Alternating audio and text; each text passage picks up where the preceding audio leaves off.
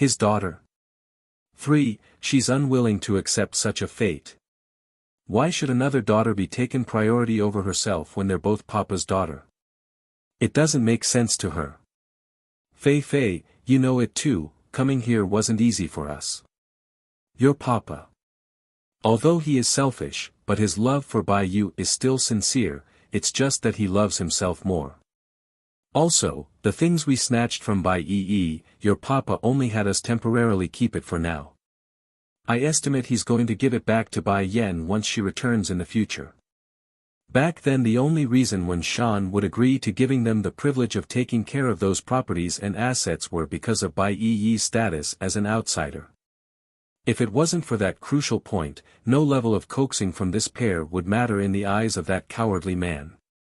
Fortunately for the mother and daughter here though, the selfish man didn't bother to check on the contents even after forcing Bai Yi to hand it over. As a result of that fact, some of the assets had been moved and secretly used by Chai Moon and her daughter here. For example, the Dan pills Bai Yan left behind were consumed by Wen Fei, thus allowing her average constitution to grow exponentially compared to others of her age in the clan. Mama, do you think that Bai Yan is stupid or what? If she had those Dan pills then her strength would have improved greatly, yet instead she left it all to that outsider Bai Yi. Now it all benefited me. The lass snickers a laugh, holding her older stepsister in contempt.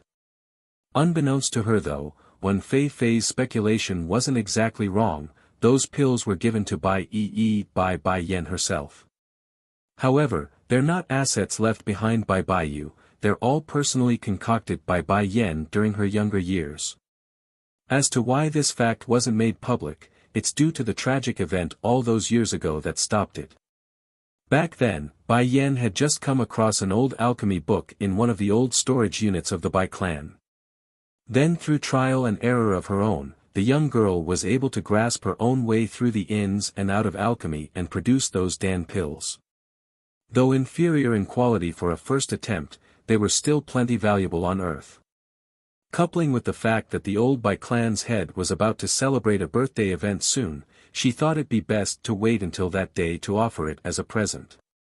By the way Mama, you know how Papa doesn't let us go into his study right? Not long ago I secretly snuck in there and saw a portrait placed along his table, painting. Is it a painting of Bai Yu? Chai Moon asks with raised eyebrow but quickly shot the idea down by shaking that head. It's too unlikely in her opinion. For one thing, who still uses a painting when there are plenty of photos around? No, it's not.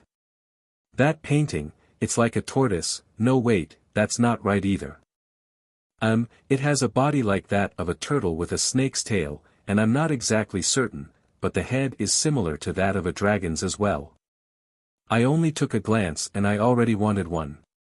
Imagine having such a mighty creature as my pet, wouldn't that be good? Oh you, Chai Moon gently pokes her daughter on the forehead as a tease, that painting is just a painting, don't think too much of it. Also, don't go asking your Papa lest he be unhappy. No matter how extravagant their lifestyle was right now, it's still taken from someone else so it's not as stable as others think. After all, she's the one who lured another woman's husband into her own bed and then gave birth to his child, that fact would never change. What a shame, if only Bai Yu left behind some more of those Dan pills. If she did then Fei's strength would be much higher than she is now. We've already used all of it from the batch we took from Bai Yi, from now on it will only get harder for my child to grow. Upon thinking up to here, Chai Moon would always lament a sigh due to how far they've come. Her only hope doesn't lie with the selfish husband, rather it's her own daughter. As long as the girl grows stronger and become a pillar of the Wen clan then they wouldn't have to worry about being shoved out the door at any moment. Chai Moon and her daughter, Wen Fei makes a disgruntled face as she attempts to say some more, however, that thought quickly got cut off by the sound of the nearby door being swung open. Your Papa is back, don't say any more while he's home. Chai Moon orders, her voice growing stern. The girl maybe have complied by shutting that mouth but it's obvious the resentment in those haven't receded in the slightest. They're still full of anger, right up to the point where a middle-aged man walked through the doorway and into their view. "Papa, you're back." Considering how elated and sweet Fei Fei said it there, one would find it hard to believe the lass could make such a mean face from earlier. The welcoming scene was the very first thing Wen Shan came home to. A sweet kind daughter, a gentle and mature wife, the perfect scenario for any successful man who had a family. However, not even this lame duck of a man would be so ignorant as to forget his previous family with Bai Yu and Bai Yan. Bai Yu was a strong female with a strong personality, never would she ask him for anything or demand anything. In Chai Moon's case, this second wife was sweet and gentle, the type that makes him want to cuddle her in his arms to kiss and protect. It's also the reason he couldn't control himself and make that blunder all those years ago. The woman stroked his manly ego in so many ways that he couldn't resist. "It's been hard on you," Wen Shan says after remembering how poorly he's treated them both. He's never made any promises to Chai Moon, yet this woman would still stand behind him and not ask for anything. This includes the insults thrown their way, that's how much they endured. And what have he done as a husband and a father? Nothing really, aside from ignoring them and turning a blind eye to the house attendant's behavior. "Brother Shan," Chai Moon moves closer to her husband after that comment, her eyes radiating light when speaking. "It's nothing, I really didn't suffer much. As long as I have you and can be together, then I'm willing to bear any bad names coming my way." When Fei Fei clearly thought otherwise and spoke up in protest, "Papa, you don't know how much of a money's person Bai Yu is. Even if Mama did more here, those attendants and maids would still look down on her. If not for my outstanding talent and growth, I bet they will still hold us in contempt to this day. The ones working for the Wen clan aren't normal civilians, they're all highly skilled martial artists that have grasped onto the edge of being cultivators themselves. Therefore, unless these two showed enough talent to win over their hearts, those attendants and maids would never acknowledge them. Fortunately for Chai Moon though, she herself may not be capable, but her daughter Wen Fei Fei was thanks to those Dan pills they stole from Bai Yi. Through the help of those supplements, the young girl's now recognized as the most talented female in the younger generation of the Wen clan, hence catching the eye of the old clan master who was Wen Shan's father. Fei Fei. Chai Moon's complexion promptly changed for the worse and hurried to drag the running-mouthed girl behind herself. Sounding timid and careful, "Brother Shan, please don't mind Fei Fei's careless words, she didn't mean it and only wanted to protect me from being hurt." I know, Wen Shan undoubtedly had a frown on his face after having his first wife talked down upon, but he also understood why and wouldn't take it out on his own daughter. "Fei Fei, Bai Yu is my deceased wife. According to the relationship we have, you should be calling her your mother too. I know Bai Yu's temperament very well, she's not the type to buy people's heart over with money or wealth, nor is she the type to manage the household affairs. If you suffered any wrong then it's not related to her, okay?" Chai Moon and her daughter, too, what's more, Bai Yu didn't know he had a lover, so how could she do something like buy people's heart? Such acts are below such a woman to the point where it's disdainful. When Shan understood that much. "Brother Shan, is there any news on Yenner's whereabout?" Chai Moon asks with pursed lips, her eyes hanging low like she's really worried about the girl. When Shan naturally didn't know it's a mere act, which made him furrow up that forehead without any suspicion. No matter how much of a coward this father was, Bai Yan was still his blood, of course he wants to bring her home. Unfortunately, since that day where the lass walked out on this home all those years ago, no news ever returned. Forget about locating his daughter, he couldn't even get a wisp of information due to how remote Bai Yan's training ground was. I believe Yenner is still too sad, that's why she is refusing to talk to us. But don't worry Brother Shan, there's never any feud between family. It's been many years since that incident, I'm sure she will eventually come around. I'm just worried whether or not she will accept me once she knows. Chai Moon makes a bittersweet smile like she's really worried about whether or not things are going to work out. Understanding what his wife meant, when Shan calmly reassures her, "Don't worry, Yenna has always been kind-hearted, I'm sure she will learn to accept you considering all things. If Fei Fei doesn't mention Bai Yu anymore, I'm sure she and Fei Fei will get along as well. There's also a warning in there, hoping the two wouldn't mention the pain of the past anymore lest it makes Bai Yan unhappy. Chai Moon naturally got the underlying meaning there considering how prospective this woman was inside. Not wanting her daughter from poking the hornet's nest due to the discontent, the lady hurries to change the subject. However, right as she's about to do so, a crisp young voice suddenly catches their attention from the outside. This is it, this is where your father and stepmother lives. Do you want me to knock on the door first?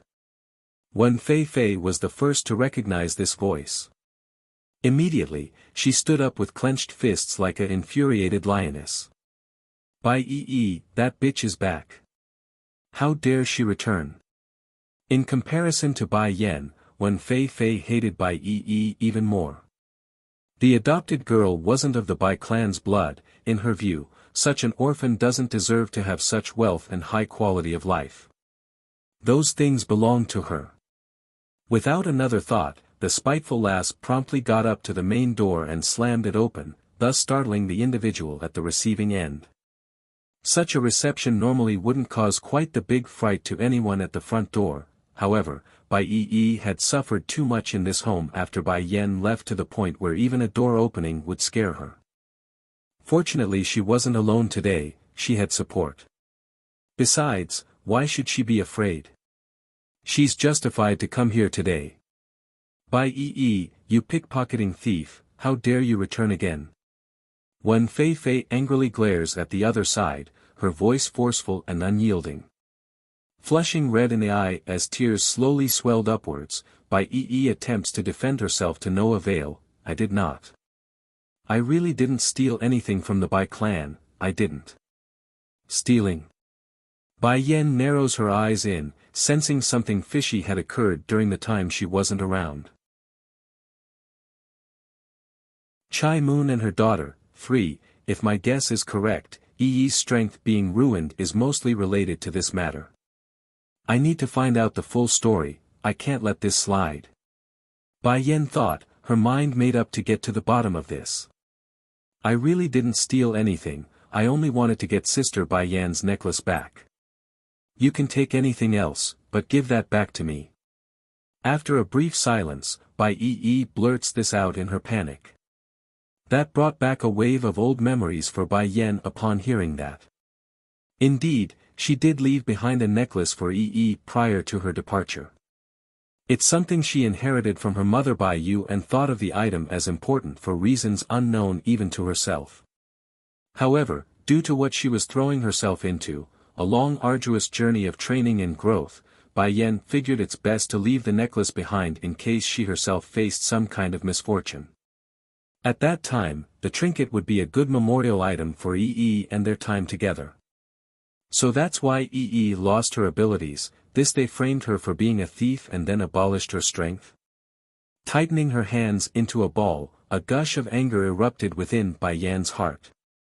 Due to how immersed when Fei Fei was at her verbal attack, the lass didn't realize there's a second person around and continued to sneer in contempt, that is my stepmother's thing so of course I have to take care of it in my stepsister's place. You are an outsider, how dare you claim to be the owner and try to steal it away? I'll teach you what it means to be a thief today. By then her hand had already been raised and rearing to slap down at the other girl. In the heat of the moment, Bai Yi simply stood there as she flinched at the encroaching slap. She's too nervous and afraid to the point where she's unable to react. Yet the expected pain never came. Opening her eyes, she saw something so unexpected that her mouth dropped in surprise. When Fei Fei had flown back out like a bullet, smashing into the redwood table inside the manor. As a result of this impact, the furniture had shattered into 4 fragments. How? When Fei Fei isn't an average person, she's a real martial artist. And I heard her strength have grown tremendously in recent times, how did Sister Bai Yan beat her in a flash? Fei Fei. Chai Moon exclaims in great fright. Hurrying to her daughter's side, this woman frantically helps the girl up as the tears came rolling down after confirming the severity of this fall. Turning to Bai Yan, she protests loudly for all to hear, "Miss, aren't you overdoing things? My Fei Fei only said the truth, yet you openly attacked her in such a fashion. This is our family's business, so you have no right to interfere." After saying this, Chai Moon turned to her own husband for support, showering the place with her raining tears to win the man over. "Brother Shan, I can tolerate anything you wish of me, I will endure that because I'm your wife. Who told me to fall in love with you first? Loving someone is not wrong, there is no first or last in the matter, but Fei Fei is innocent. She is your own daughter too, so how can you bear to see her being hurt by someone else?" Wen Shan's eyes cooled a little colder at the reminder. Turning over to the one responsible, "Miss, how do you want to compensate us for hurting my daughter?" Bai Yan merely smirked in reply, not saying a word to this stranger in front of herself. After all these years, the once loving and caring father of earth she knew had long died in those memories of old. The only emotion she has now of this man was anger, a very strange and enlightening anger. "Then I like to ask you, Wen Shan, how are you going to compensate us for treating Yi like this?" Chai Moon and her daughter, you, taken aback, Wen Shan gradually wrinkled up his brows as he stared at the lady across from himself. He's lost in a trance after a resurgence of memories swept over his mind. When Bai Yan left, she was only 12 at most, coupling in with the fact that her earthly body had perished as well after that lightning bolt, she's undoubtedly somewhat different in appearance. It's understandable that he couldn't recognize her for a time. However, those eyes though, they're the same cold pair of eyes she used on that day where she vowed to never return. "You are Yenna?" he asks without confidence. This girl, she grew up to be such a beauty, far better than her own mother's. Bai Yan. Chai Moon's body stiffened up at the name, her tears disappearing like some sort of magic trick. "Brother Shan, she is Yenna. She's been gone for 10 years. How did she survive?" "You're back, Yenna." Wen Shan ignored Chai Moon's flawed facial expression and flew into a joyous mood. The time he spent with Bai Yan wasn't fake, he really did care for the girl with his heart. It's just that in comparison with his own life and safety, there's nothing more important. "That's right, I'm back.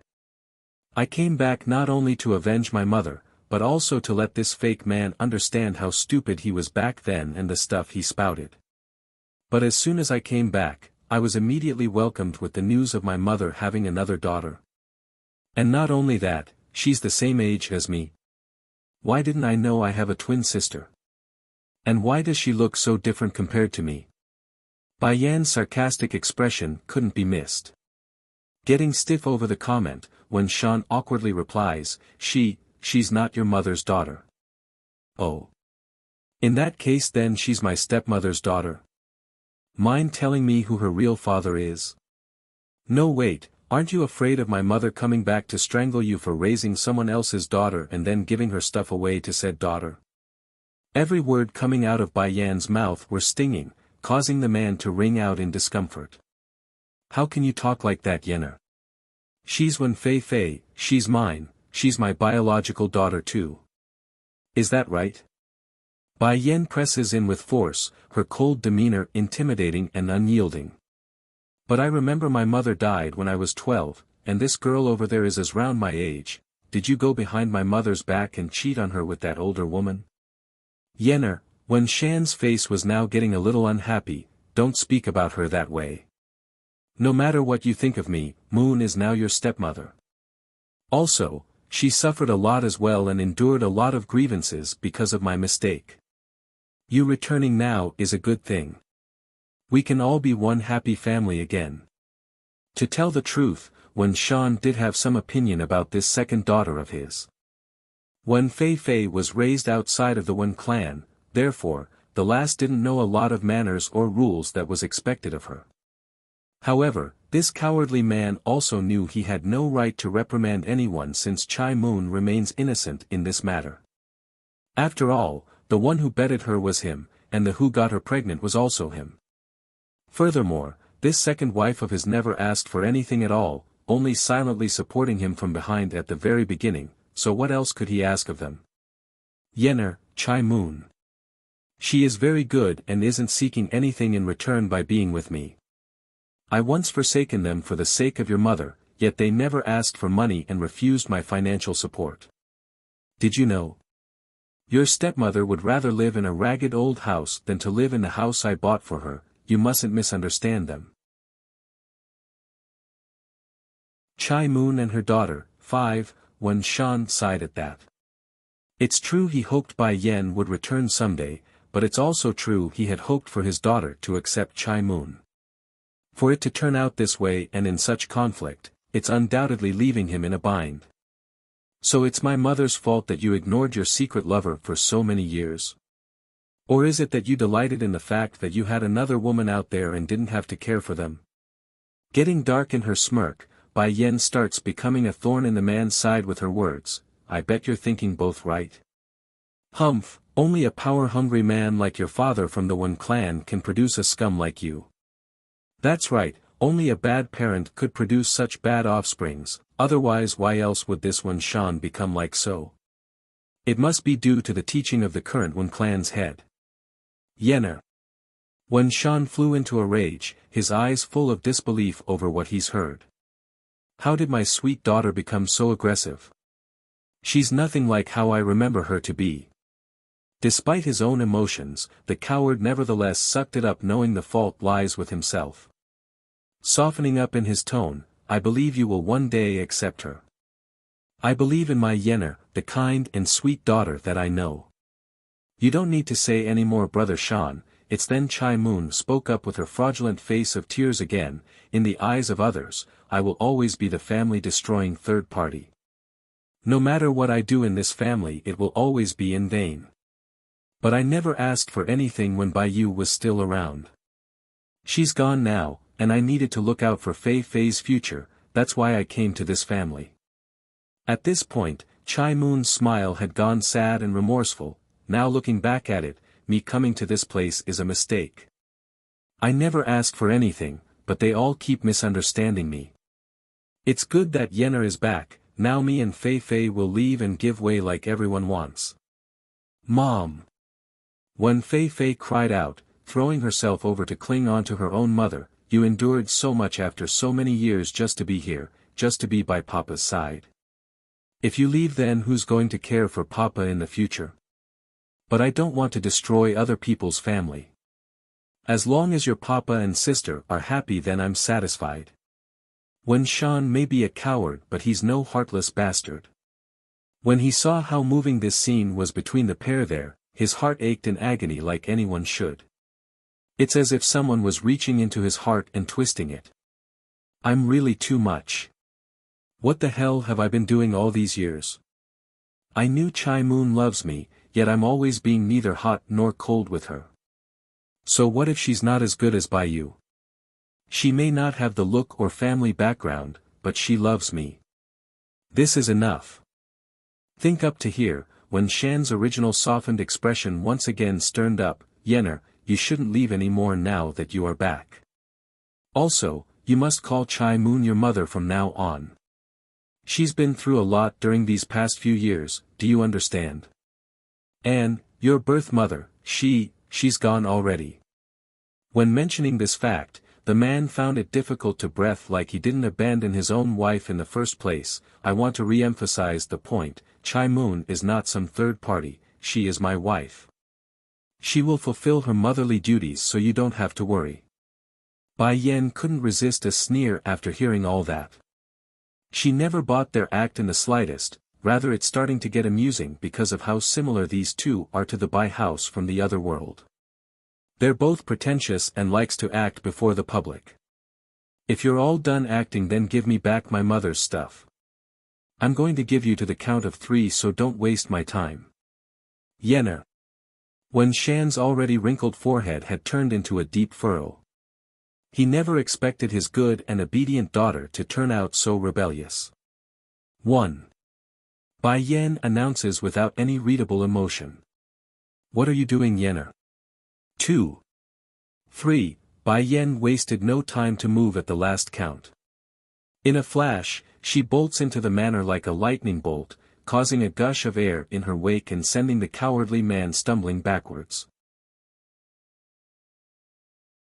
Punishment for a thief. 1. You, what are you doing? Chai Moon flew into a great fright as she saw the girl charging towards herself. In the momentary lapse of panic, the woman backpedals against the nearest wall without a second thought. Bai Yan's aura was simply too strong and oppressive, similar to Di Tsang's, hence the reason why this mortal human would react so strongly. It's downright suffocating for those unprepared. Speak, where is my stuff? Stammering in the lip, the pretentious lady nervously answers without any forethought, in my room's cupboard. That's all Bai Yan needed to hear. In a flash, she disappears from view and onto the second floor of the manor. This sort of speed amazed Chai Moon and her husband. For one thing, it showed how powerful the lady has become, and secondly, how did she know where the room was? Before long, Bai Yen returns to the main entrance with a box in hand. Sister Bai Yen, Bai Yi grew elated at the sight of the familiar object. Did you find everything? Despite what she's holding, Bai Yen did seem all that happy based on how quiet she remained. Indeed, the box in her hand was the very same box she gave Yi before leaving, but the weight didn't add up. It's much lighter than she remembered. When Shan saw what's going on, of course, he could tell the box was exactly the stuff left behind by his deceased wife, but what could he say? After all, the inheritance does belong to Bai Yen, which was the excuse he used to forcefully take it off Yi's hand. Yenner, Papa here know you're angry, but I want to remind you only me and Chai Moon is your family. No matter what, Bai Yi is only an outsider. If you put too much faith in her then you're bound to pay the price later. Those words came down like a waterfall across Yi's heart. It dampened her elated heart and even hurt it, which could be noticed by how her hands had grasped onto those sleeves in a pained manner. He's not wrong, I'm just an outsider like he says. An outsider adopted by Shifu while no one else wanted me. My family When did you get to dictate who my loved ones are? Bai Yen didn't want to play along anymore and openly sneered in contempt at her former father. On this earth, there is only one family I have, and that is Yi here. Forget this Chai Moon, I don't even consider you related to me. None of you are important to me. Unbeknownst to the group here, there's something else she didn't say outwardly. It's true in her previous life when Shan was her biological father, there's no question about that.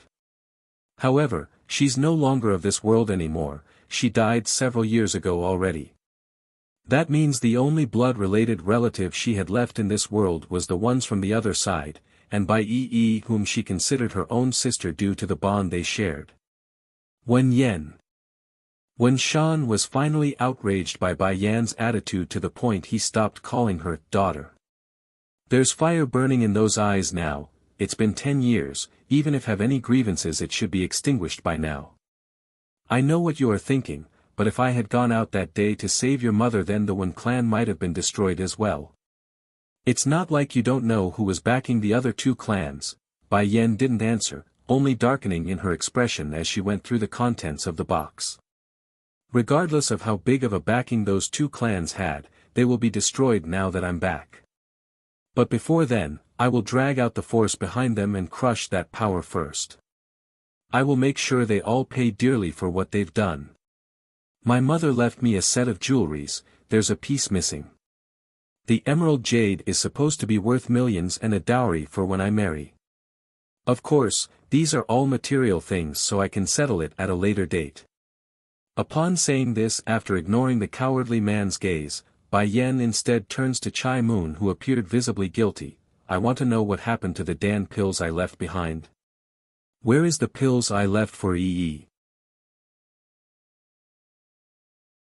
Punishment for a thief. 2. What are you talking about? Chai Moon's body shuddered at the accusation. She's very much afraid and tries to hide it with that forced smile. I really don't understand what you mean. What pill? I don't know, Not buying it at all, Bai Yen snickers a laugh in retort, those Dan pills were refined by me, so don't try to play me. I originally wanted to give it to my grandfather as a surprise birthday gift back then, but that didn't happen because of what transpired with the Bai clan. I worried for Yi's well-being, so I left it all to her after I left.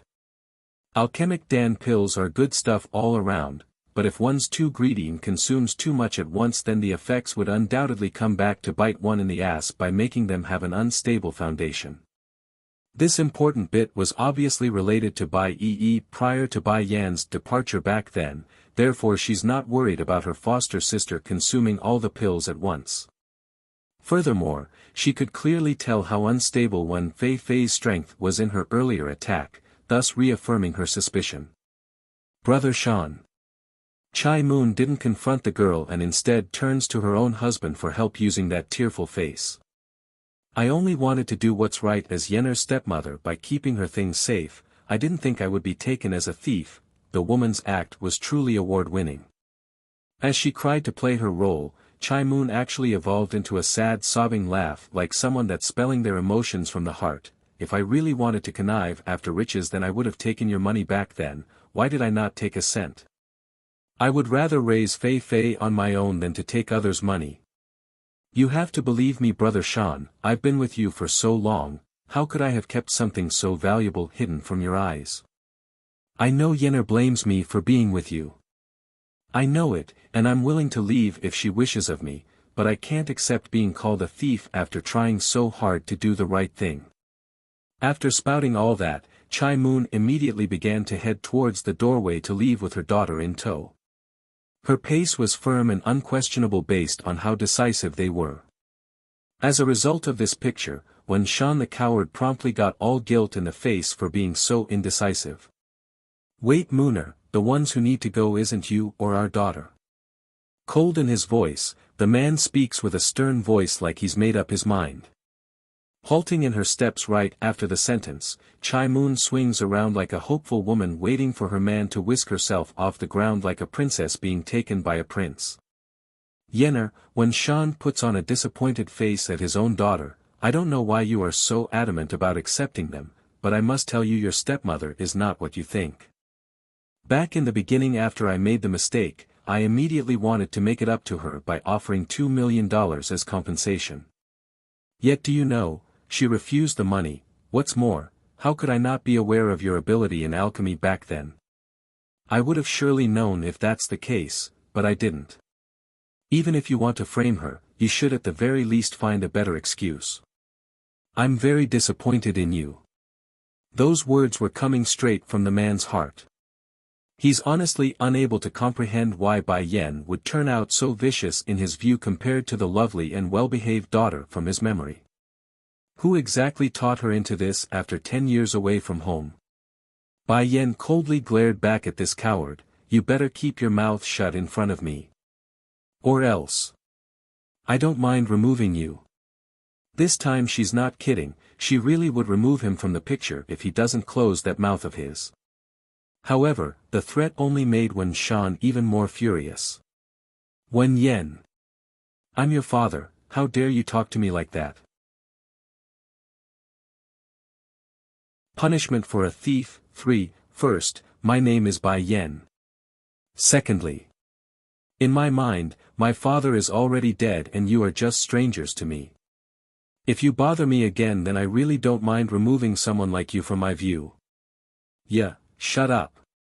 This time Wen Shan really shuts up for no other reason aside from the immense killing intent coming off of the other girl. He's not mistaken, if he does spout another word, Bai Yen would kill him on the spot without another thought. Her strength, has it grown so strong that it made me terrified of her?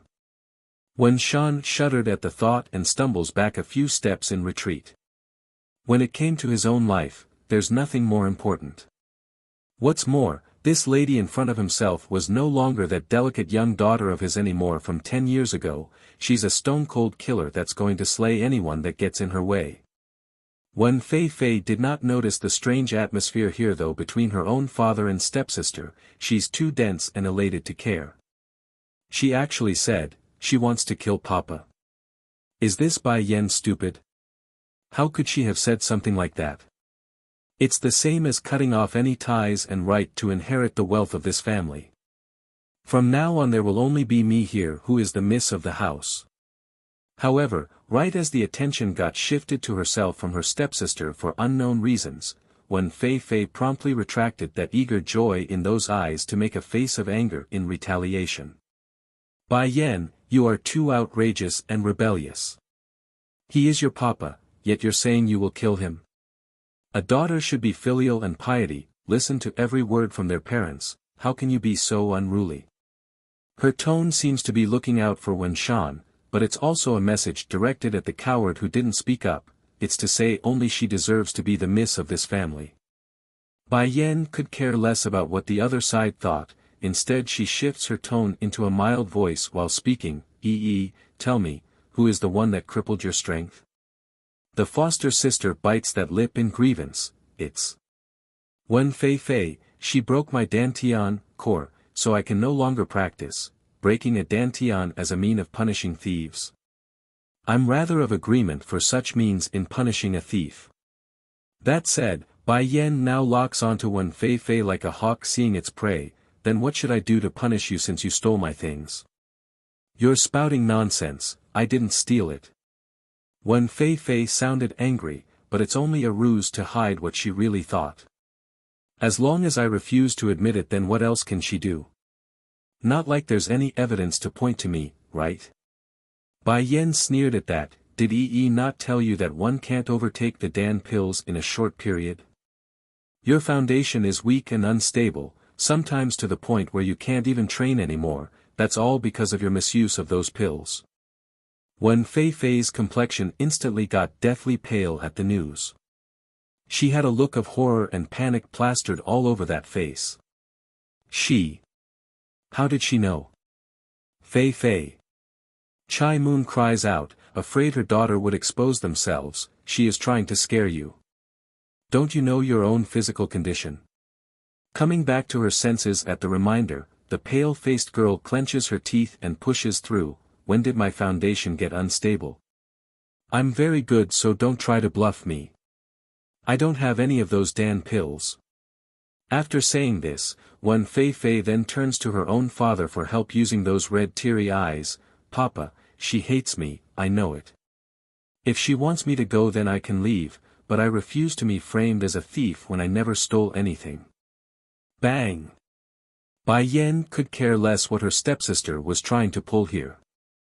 Without another thought or delay, she directly throws a kick against the girl's chest and sends her shooting out once again to the ground.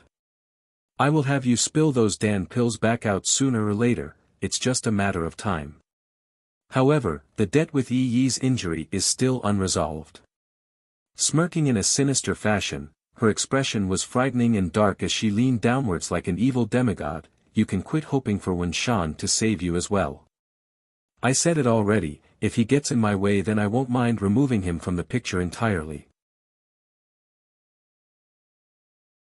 The young lord's child, Wen Shan just stared at Bai Yan in amazement. It's only now does it occur to him how foolish he's been up until this point. What gentle and kind daughter returning to his side. That's all in the past and would never return after all the trauma he put her through. No.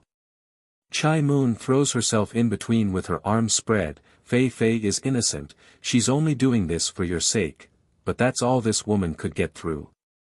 Before she realizes it, a hand had already reached over and grabbed her by the throat into a choking hold, nearly suffocating the lady in the process.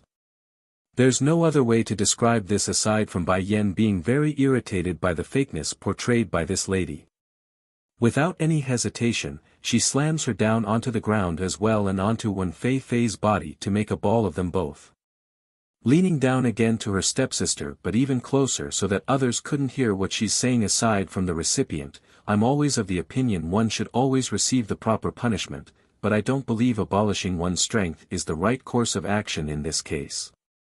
Despite those words, Wen Fei's heart only grew more tense and thumped even harder.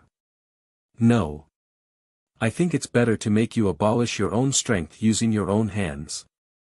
That way you will know what despair means. This sentence hits the girl like a thunderclap, thus sending Wen Fei's eardrum into a ringing pain of horror.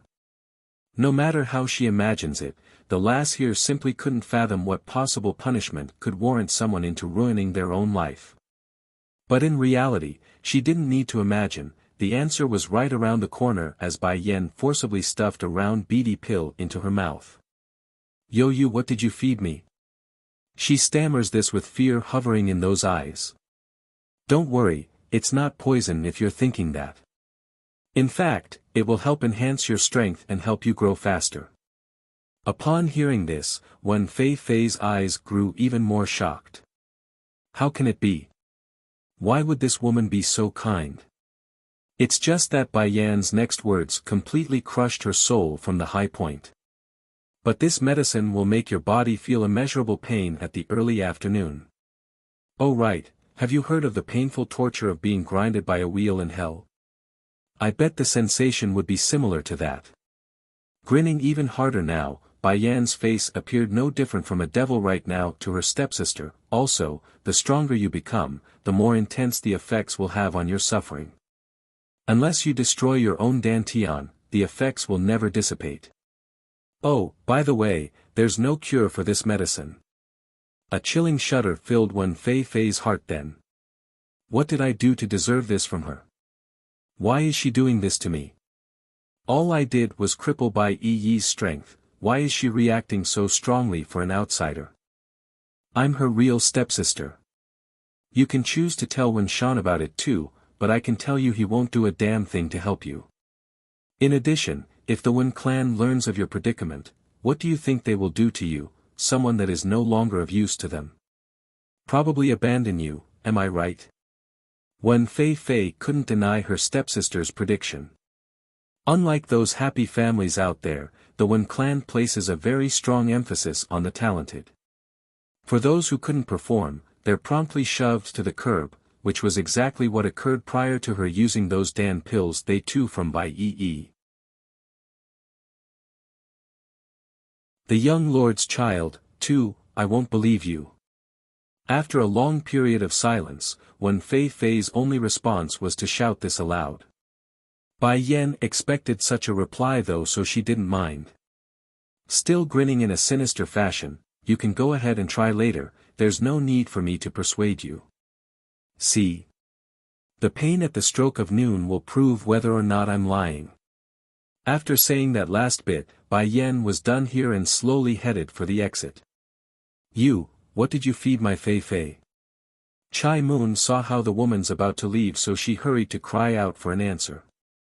She didn't hear the conversation due to how quiet it was, but she did see the black beady pill that was forced into her own daughter's mouth. Swinging her head to one side to show that sarcastic grin, "I fed her what she needed to eat. If you want the details, then you can ask her yourself. Lastly, I'm going to be sticking around for the next few days, so don't come bother me. I won't be so kind like today if they disturb me. We're leaving." As for the remaining debt owed to her by Chai Moon and her daughter, Bai Yan had every intention to take it all back and more, but that would come later after she's done with her other business. Oh. Coming back to her senses, Bai Yi quickly gave chase from behind. 10 years, it took 10 years for her older sister to return, there's no way the lass would fall behind again. Through all of this, the humiliation and punishment for his family, Wen Shan never uttered a single word in protest. He's too much of a coward, especially before the woman's incredible level of killing intent. Therefore, the man kept to himself there like he's invisible. It's a sad reality for those involved, but compared to his own life, there's nothing more important for this Wen Shan. Chai Moon also knew this, of course, otherwise why else would she not try to force the man to take her back then? However, experiencing the cruel reality of her husband being a coward still hurts. Any woman would be disappointed, she being no exception. What am I thinking? I always knew Wen Shan's character, he only cares about his own well-being and no one else. Outside the manor. The woman in front abruptly came to a halt and causes the one from the rear to bump into her back like a deer that's lost its way. "Sister Bai Yan, what's wrong?" Turning around, Bai Yen softens up in her voice to say something that she's been holding back. I have something I need to tell you. What is it? Didn't understand, so she got a confused look all over that face. I won't be able to stay here for long, and when I'm done, I will probably need to leave. Still not getting it, Bai simply smiled to say the obvious thing. That's okay, I will go with you. I have no relative here, I only have you. In the past, her life only had Bai Yu and Bai Yen as her family. With the former passing away, there's only this older sister of hers left. I'm sorry, that place. I fear you might not be able to go. To be clear, Bai Yen specifically used the word might, because even she doesn't know if it's possible bring her foster sister along. It's not like she doesn't want to, she honestly do, but unlike coming back to Earth with the help of the amulet in her possession, there's no tried and true method of bring someone of this world over to the next. The smile on Yi's face disappeared, replaced promptly by the look of disappointment and sadness. Sister Bai Yen, are you going to leave me behind again? I'm very good, I can do anything, like laundry, cooking, and cleaning. The young lord's child, free, listen to me. Bai Yen grasps onto her foster sister's shoulder so she would listen. The place I need to go is in another world, it's where I've been all this time. And that place, it's not somewhere one can just travel to at a whim. It's not that she wants to leave the girl behind, it's that, she doesn't know if she's able to take her along. What point would there be in giving false hope? That would only cause more damage and hurt later on. Only then does Bai Yi's happy gaze let up, her lips pursing into a thin line. Then Sister Bai Yen, do you have other relatives over on that side?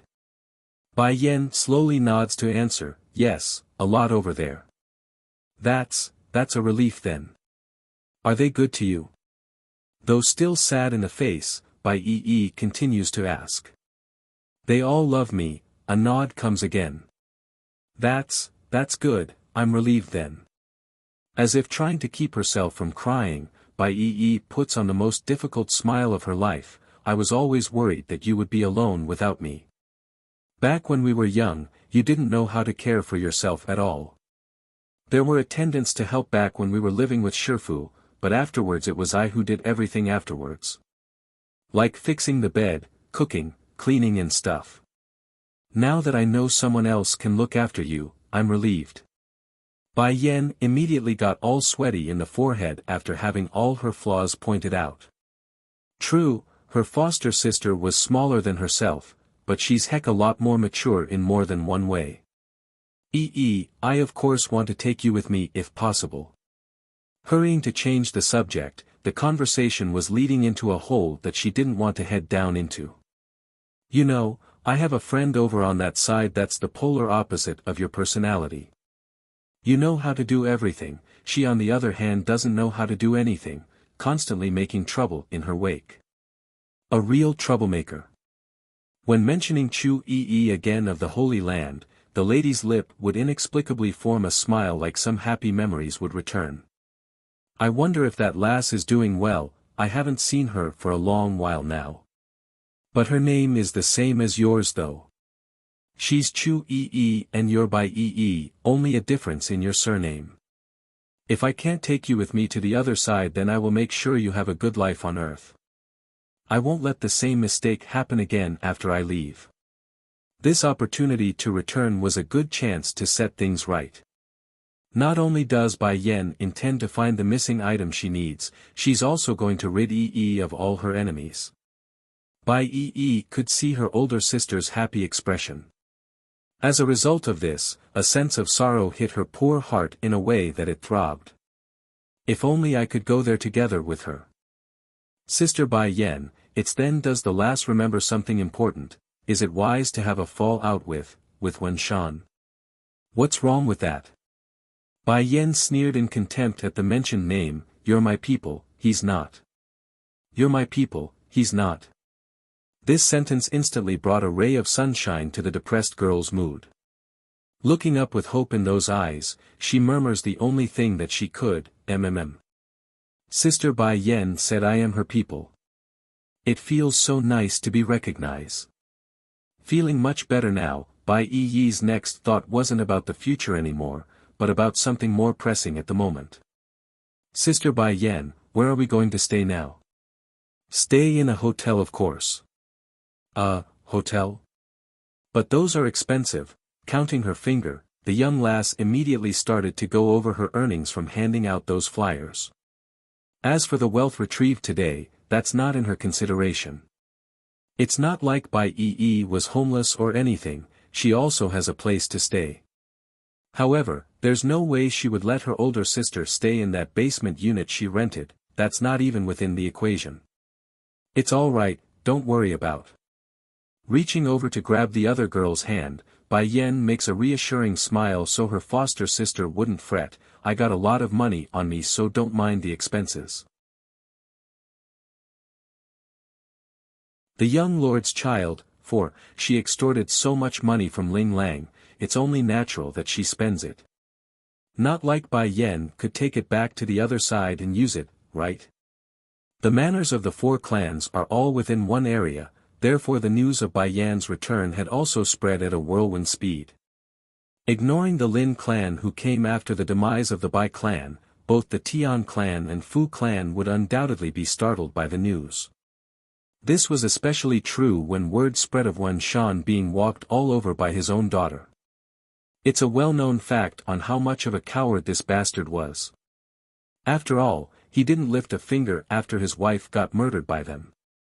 This meant that unless Bai Yan's strength had surpassed her old man, what transpired wouldn't be possible. This girl's been missing for 10 years, and now she's back, and for 10 years, we haven't heard from her at all. Tian Wind of the Tian clan frowns as he spoke, his finger drumming the table as he contemplated the issue. Sitting in front of him was another individual, a middle-aged beauty with a body worthy of being called a model. As she carefully poured a cup of tea for the man across from herself, her soft smiling face showed she didn't seem worried. It's nothing to be worried about just because her strength is higher than Wen Shan's. There's still the current head of the Wen clan taking charge. Besides, even if the Wen clan fears her, our Tian clan isn't. However, squinting her eyes, the beauty curves those lips into a snarling sneer. Nipping the flower in the bud is the smarter option. Her talent is not bad, so we can't let her continue to grow. Bai Yu's apprentice is already a cripple, so that's not a threat. As for Ling Kaiyuan's daughter-in-law, Bai Yan's aunt, it's nothing to fret either. That old general may be a founding member of the nation, but he's not going to mobilize the military just for one clan. That's unreasonable and unrealistic. Others in the government will definitely stop him before then. There's actually good reasoning behind this lady's logic. Unlike in the other world where one's personal power reigns supreme, on Earth it's about a country's strength. What does it matter if a family clan had a lot of influence and abilities? A few missile rockets and a nuke would do the trick right then and there. They're martial arts cultivators, not celestial or demonic cultivators like Bai Yen has become. There's a big difference between a mortal and an immortal.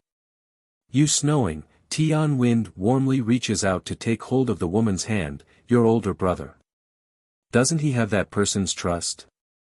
Do you think we can find a way to get our daughter closer to the young lord? Snowing's expression promptly changed for the worse at the mention. I don't know. Since a few years ago where the young lord fell ill, he's had a major change in temperament. Besides, I've heard the young lord now has a child he made with an unknown woman from the outside. The idea won't turn out well. The four family clans are all subservient to the Water clan, all for the one very single reason: there's a special existence inside that house.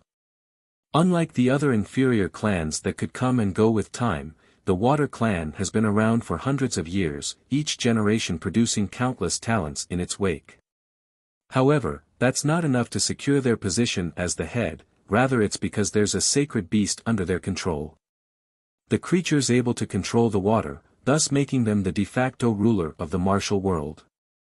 Imagine having a tsunami hit you from out of the blue, or a raging hurricane that wouldn't recede. No normal person could withstand such a might. Water Clan's young lord. 1. Snowing. What's the big deal about a man having a few lovers outside? Which successful man doesn't have a few with them? Moreover, the young lord is not married and only has a son. That means the child's birth mother isn't fit to take center stage. The woman couldn't refute the idea, tempted her swaying heart as well. Speaking in a hesitant tone, let's ask our daughter's opinion first.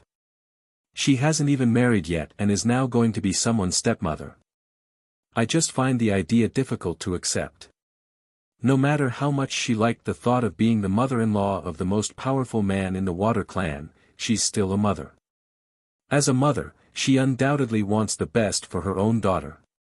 Tian Wen didn't say it aloud, but his thoughts weren't the same as his own wife, who showed what she was thinking along the face. Snowing is thinking too much.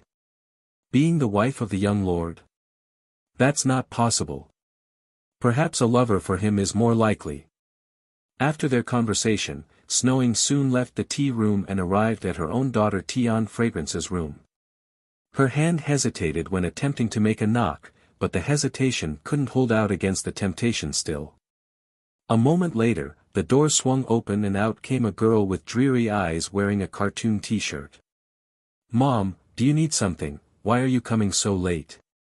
For this only daughter of hers, Snowing's attitude only had warmth and kindness. "Fragrance, I came because I have something I want to discuss with you. Let me inside first." Doing as told, Fragrance moves to one side to let Snowing in but kept her confused look up the entire way. "Mom, what is so urgent that you can't wait till morning?" "Sit down first," patting the chair so her daughter would sit with her. "You know your uncle is the steward of the Water Clan, don't you? What if I say me and your papa can help you get close to the young lord?" When speaking up to this part, Snowing's voice grew hesitant and paused for a breather because she knew her daughter's temperament the best. Regarding something like arranged marriages, there's no way this daughter would be willing and happy. "What?" Fragrance's voice nearly shrieked at the suggestion. Jumping up and stomping her feet in protest, "You want me to marry that sick mule from the Water Clan?" Going white in the face after her daughter's outburst, Snowing immediately jumped up to cusp the careless girl's mouth so she would stop talking. "Don't speak like that, you know how our Tian clan is heavily relying on the Water Clan. If anyone hears of what you said, then not even your uncle can save us. I'm not making up stuff, everyone knows how sick that person is. After he fell into a coma 8 years ago, the guy had a huge change in his temperament and would lash out at everyone. And it's not like you don't know either, Mom, no one has seen him step out of the Water Clan's estate. Why would you want me to marry someone that's terminally ill? I don't want to be a widow right away." Unlike her parents, Tian Fragrance wants to pursue happiness in her life like any young lady of her age. Marrying a sickly boy that's perhaps at the death's gate, who would want to? "Sweetie," Snowing sighs at the answer, "we aren't certain on the young lord's condition, that's only a rumor. How about you make the decision after meeting the young man first?" Truth was, despite her older brother being the steward of the Water Clan, no one really knows the real health of the young lord mentioned here. Sure, the members of that family may know, but none would be stupid enough to spread it out into the public, especially after the supposed temperamental change after coming out of the coma. Water Clan's young lord. 2. "I don't want to see him, Mom, I don't want to see him." After shouting this out, Tian Fragrance's eyes immediately flickered with an idea. Hooking her arm around the other ladies, she forces her inner anger down to play her game. "I know so many young talented men in the city, why should I go with a sick mule that's about to kick the bucket? What if he decides to force me and not let go after being captivated by me? Just having the thought of being forced into bed with someone she doesn't like would gross the lass out," which showed along her young face. "Mom, you know my personality better than anyone. If that young lord from the Water Clan tries to force me, then I would rather die with him than submit. In that case, what do you think will happen to our family when the Water Clan comes down with their fury? See? It won't turn out well, not well at all. Moreover, as the young miss of the Tian clan, what men she couldn't get. She's got all those wealthy and talented men of this city's upper society swirling around her finger, why should she lower herself to being a sick mule's wife? It's not like the Water clan only has that sick mule in its younger generation. If I'm going to marry into that clan, then I'm going to take a healthy and powerful one. Afterwards I can pull some strings and then push my future husband into the lead position. I bet that sick mule won't live long anyways. Snowing's lips stammered for proper wording there. She couldn't find a good excuse to persuade her daughter because what the lass said was all true and reasonable. Fine sweetie, I was only asking and not forcing you. If you aren't willing, then we can put the idea behind us. I'm sure you will find an outstanding husband in the future on your own. After saying this, the lady of the house got up and walked out of the room to deal with her own husband. The Water clan's main estate. Currently, two individuals, one small and one big, were staring off against each other. Eventually it was the older one who caved in and took the lead to turn away. You've been staring at me for 2 days, have you seen enough yet? The older man speaks, his voice getting a little bothered. Batty father, will mother be able to recognize you now that you've become like this?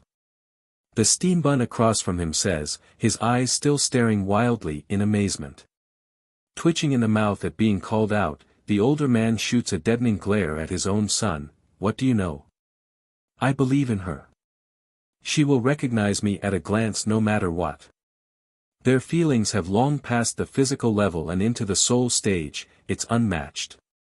But Batty father, why did me and mother can come directly into this place while you have to use another person's body? I'm so confused. Scratching the back of his head, the steam bun wrinkles his nose like a confused child. That's right, the older man across from Bai Xiachen was none other than Di Tsang. The only issue was that it's his soul and not the body. If anything, the only evidence proving it's the great demon king would be that arrogant aura, it's unmistakable. That's because I didn't have all heaven to send me over here like you did. I had to ask state teacher to help me transfer my soul over to this dead body we found.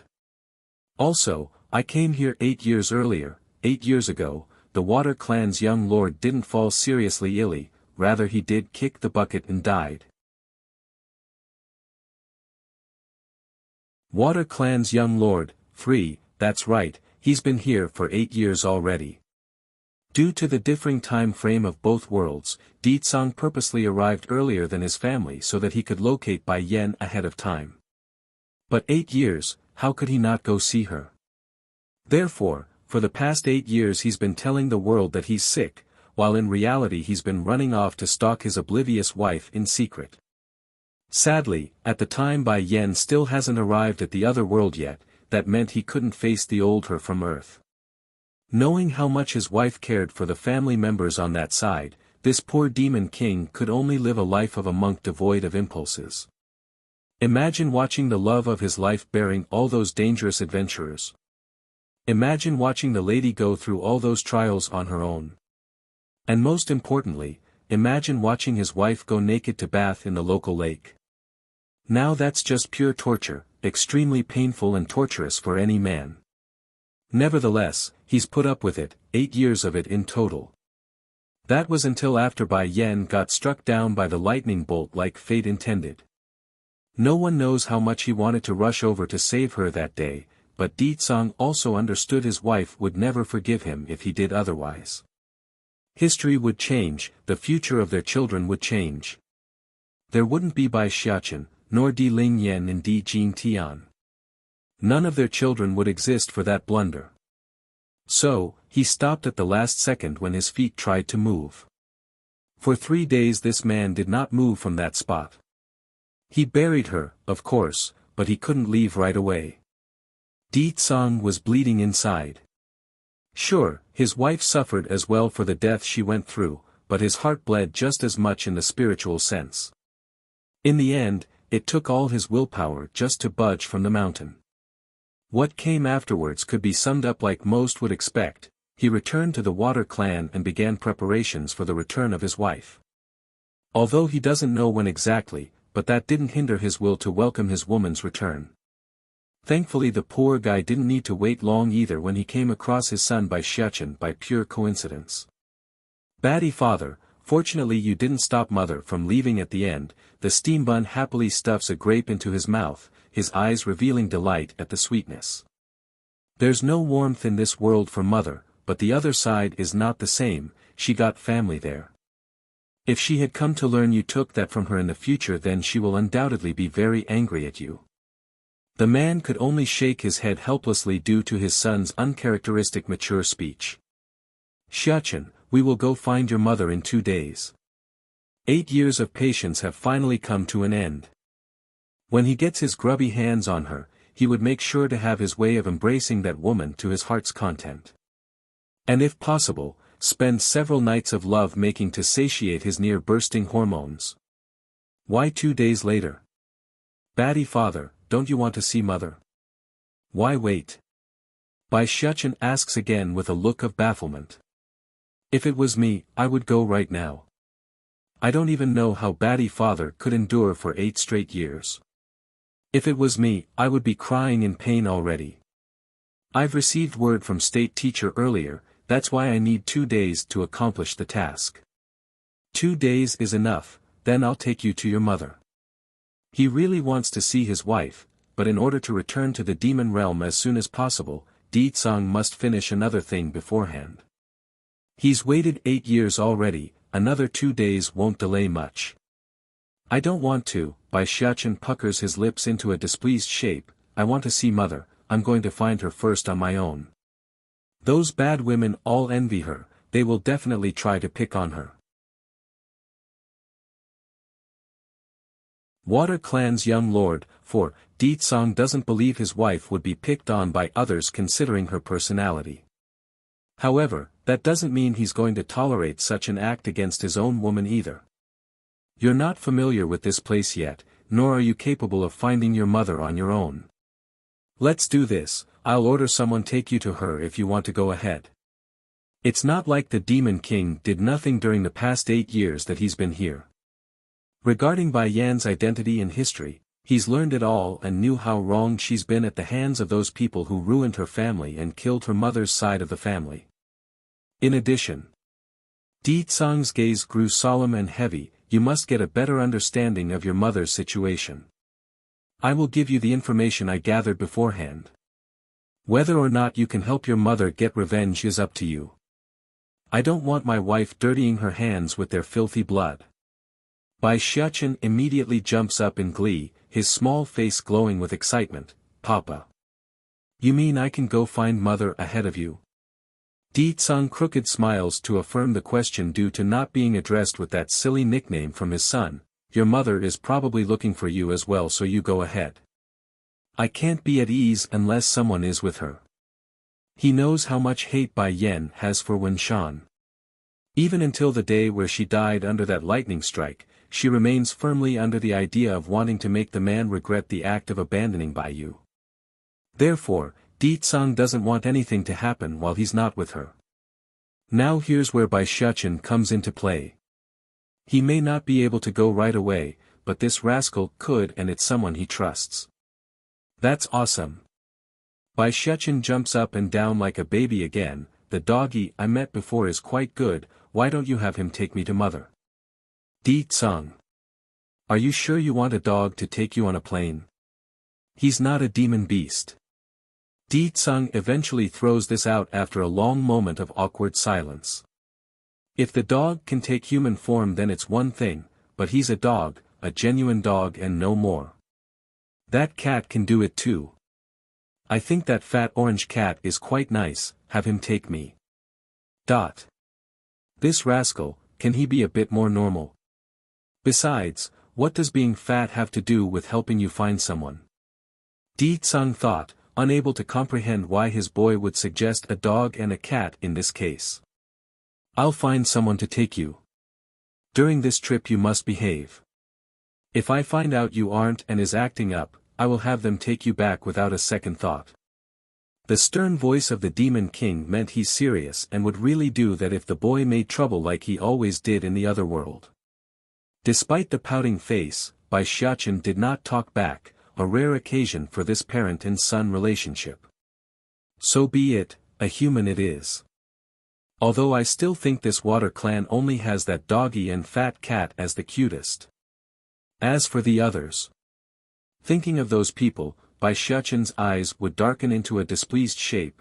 Batty father, you've been here for 8 years, why didn't you form your own power? I don't like the people here in this water clan. He did it back when he was searching for mother the first time around, why didn't he do it again in this other world? Di Tsang. These 8 years, this persistent demon king has been busy following his wife around, where would he find the time to go organize a new power on earth? In light of that though, he did take in some stray animals like that dog and fat cat. They're not demons or demonic creatures, but they're still animals and instinctively attracted to the man. Xiaoqin, do you think I would need some kind of power in this place? Di Tsang says it proudly and arrogantly like the very idea was a joke. If someone does dare to challenge me, I will have Black Turtle go deal with them. Those people are not qualified for him to personally maneuver against them. My son won't suffer any grievances. Sure enough, Bai Xiaoqin became stumped for words at that sort of an answer. True, considering his old man's status and power, why should he deal with those people from the water clan? Simply having Black Turtle order them would be more than sufficient. Papa, how did Black Turtle know about you coming here anyways? Also, how did he know you needed a body to use and arranged the water clan's young lord for you from the beginning? Biting his fingernail, the boy questioningly asks with a look of confusion. Donning a dazzling smirk, Di Tsang's reply left his son astounded. I don't know. I don't know. Only a fool would believe that. Huffing and puffing, Bai Xiaoqin didn't buy a single word of it. As curious as he was right now, the boy knew he won't get an answer from his old man. If anything, he could always turn to state teacher for an answer. After all, that guy always seemed to have the answer to everything. Why are you being so nosy for? Didn't you want to go find your mother? Giving his son's head a rub to shoo him along, then you can go now. Remember, if someone disrespects you then put them in their place. My son will suffer under no one. Giggling with laughter, the steam bun didn't need his old man to tell him that, Papa, as if you need to tell me that. I have never been one to swallow any grievances. From the time he's been born, to the current day, this rascal has never eaten any grievances, not even once. Then go, I'll have things arranged for you. After saying that, Di Tsang's gaze inexplicably shifted to the exit and into the far-off unknown. It's as if he's looking at others that's not within his view yet within his senses. If these people in the water clan obey and listen then I can let them be, but if they get restless and try anything, I won't mind letting them fall from their current heights once and for all. Goodbye then Batty father. Waving his hand, the rascal didn't hesitate and quickly ran for the door. His demeanor told everyone that he couldn't wait to leave this place. Meanwhile in the back, Di Tsang's face had gone all black again. This brat, does he hate spending time with his own father that much? And why is he using that nickname again? Unaware of the woes plaguing his old man, Bai Xiaoqin only had the happy thought of reuniting with Bai Yan in his mind. Nevertheless, that doesn't mean his absent-mindedness meant his senses for the surroundings were hindered in any way because he's quickly able to dodge to one side when a hand tried to push him after leaving the courtyard. The perpetrator of the act belonged to a child of about 10 years old. Considering the number of lackeys following this kid, it's obvious he's someone of important status in this water clan. Even so, that doesn't the steam bun would take this hostility lying down, which manifested into him pinching the other kid's wrist until a crunching sound could be heard due to the pressure. Ah! The kid wept like a screeching banshee due to the pain, causing the lackeys behind him to freak out as well. Sadly for them though, right as they tried to move forward to help, Bai Xiaoqin's threatening glare stopped them in their tracks. Lin Lin. Suddenly, an urgent call came from further ahead. Turning to look for the source, Bai Xiaoqin could see a beautiful woman running over in haste. Let go of my Lin Lin now. The lady orders, her eyes bordering on the line of tears due to the pained expression of her son. Smirking at the demand, the steam bun starts going back to his old way of acting innocent. Why should I let him go when he tried to push me? Is this how members of the Water clan act, such unruliness? My son won't suffer any grievances, too, you. The beauty angrily points her finger at Bai Xiachen in an accusatory manner. However, her rage promptly subsided a notch after remembering who she's dealing with. Xiachen, this is your cousin, he did not mean it, so can you let him go? Tilting his head at the plea like he's in contemplation over the idea, Bai Xiachen didn't let go though and instead bared his white teeth like a predator facing its prey. No. Mom, help me, hurry and help me. Water Lin Lin continues to cry out in pain as his wrist grew more purple over the pressure. This wild bastard came from some unknown woman, how dare he come to the Water clan to leech off of us? Hit him for me, hurry and hit him for me. That's right, the main reason this brat going by the name of Water Lin Lin tried to push Bai Xiachen was because he's upset and jealous of the attention being shifted away from himself.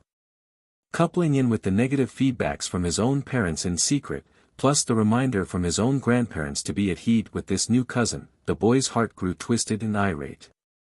That's why he came today, it's to deliberately stomp on Bai Xiachen to flaunt his status. Well, that was the plan anyways. The beauty's face got very pale after her son's outburst. There's open panic in her eyes because that kind stuff could only be said in the shadows, not in open public like here before the house attendants. Make no mistake, this beautiful madam of this house may hold a high position within the Water clan, but not even she would try to poke fun into Di Tsong's business due to how famously cruel and cold the man has become after that incident from 8 years ago. Close your mouth this instant, Lin Lin. The woman snaps at her son, those teeth grinding due to the tense thumping in her heart. Xiachen, this is nothing but a little fight between children, why are you taking things so seriously? Moreover, Lin Lin here didn't mean what he said, he really didn't. Snickering in contempt at the obvious lie, the steam bun didn't believe a single word of it. He insulted me by calling me a wild bastard. After saying that, he immediately increased the pressure on his grip some more, causing the other boy to squeal out again. So, I want him to apologize to me and to scold himself by saying he's a bastard child for 100 times. I want that done this instant, right here and now as compensation. The beauty's face got even whiter. Have my son apologize and claim to be a wild bastard, and in front of everyone here? What does that make me and my husband then, the third son of this family? Xiachen, your father and your third uncle have always been close. If he learns of what you did to Lin Lin today, then he will undoubtedly be very hurt. By then he might get too angry and throw you out of the Water clan. It's said that the kid was brought in 2 days ago, meaning he's likely insecure inside and can be easily manipulated and intimidated. Cocking his chin after hearing his mother's threat, the naughty brat regained some of his vigor and started speaking garbage again. That's right, second uncle really likes me, he will definitely throw you out of the Water clan and have you return to that lowly and filthy mother of yours. Bai Xiachen could still bear dealing with an annoying brat at the beginning, but when the conversation shifts into Bai Yan, then the gloves are coming off. Without a second thought, the steam bun directly kicks his foe in the tummy and sends him rolling back. Damn it, how dare he scold my mother? The beauty became stunned, she didn't expect the boy to be so insane as to hit someone in this situation. However, right as she's about to speak out again, a chilling voice that seems to choke her by the throat spoke up instead. How come I never knew I had a good relationship with Water Longyun? How come I didn't know? Also, why would I go dote on another person's son when I have one already? My son won't suffer any grievances. 3. The man's low voice gave off a hellish vibe there, thus sending the beauty into a frozen state as she stood rigidly in attention. Second brother. Di Tsong didn't bother to reply to that call, only coming forward on his own. When he saw how upset his son was though, the man promptly reached out with his hand to give the boy a rub on the head. This maneuver was something Bai Yen did often when she's around, so he wanted to copy it to help elevate the mood. Sure enough, Bai Xiaoqin's expression gradually let up as he felt that familiarity. Nevertheless, it won't change the fact that he's very unhappy and upset based on that pursed lip he's making. When that happens, the consequences are dire. Who's your second brother? Di Tsung shifts his attention back to the beauty. This body may be the young lord of the Water Clan, but this great demon king never once acknowledged he's part of this group. When the dust settles, he would instantly give up this fleshly container and leave. Second brother, I'm Mei Mei, I'm Water Longyun's wife, your sister-in-law. The woman answers with shakiness in her voice. Frowning like he's trying to remember the name, Di Tsung's next word downright hurts, no impression. Dunt. The beauty by the name of Mei Mei directly fell over backwards at the blunt reply. She couldn't even bring herself to stand up right now due to the heartache. Truly, the lady thought the other man would at least remember her name because she had actually tried to pursue him in their youth and not her current husband. Sadly, despite the effort of this woman and all her attempts at seducing the other side, the already deceased young lord of this Water Clan was a dunce and didn't get the hint at all. Then once the man kicked the bucket and Di Tsung took over, that's when the already stale relationship devolved to the point where she couldn't even make eye contact. Xiaoqin, Di Tsung returns his gaze back to the little fella standing beside himself. I said it, you are my son and don't have to take any insult from anyone. My son won't be wronged or insulted. Water Mei Mei couldn't believe what she's heard and promptly stared up out of reflex. What does he mean by that? Have him kneel on the ground and slap himself. He is not allowed to get back up until I am satisfied. Di Tsung states this as a order, not a request. Second, Shen Mei Mei's heart shuddered at the idea. She wanted to say something more to defend her family, but against that frightening pressure, the lady instinctively swallows the pretentious words back down and pleaded instead. Please Lord, Lin Lin is still a child, he really knows his wrong, please spare him. You know you're wrong. Di Tsung turns to the brat and asks this. The brat never feared anyone in his life before, not even his old man, however, against this second uncle of his, he felt true fear for once and trembled profusely when replying. I'm wrong, I know I'm wrong. Coldly smirking, I've said it before, Xiaoqin is my son, whoever dares to bully him will not be spared. Since you people take my words as a bluff and only admit to your wrong due to my presence, then Xiaoqin doesn't need to accept your apology. My son won't suffer any grievances, for, in other words, the bratty kid must slap himself until he's satisfied, otherwise the matter won't be put to rest. After all, not even Bai Yen would dare lay a hand on the steam bun when he made a blunder, why should some random fool be allowed to do so? It would be on Di Tsung's head if he let this issue go unpunished. Mom, I don't want to, wh.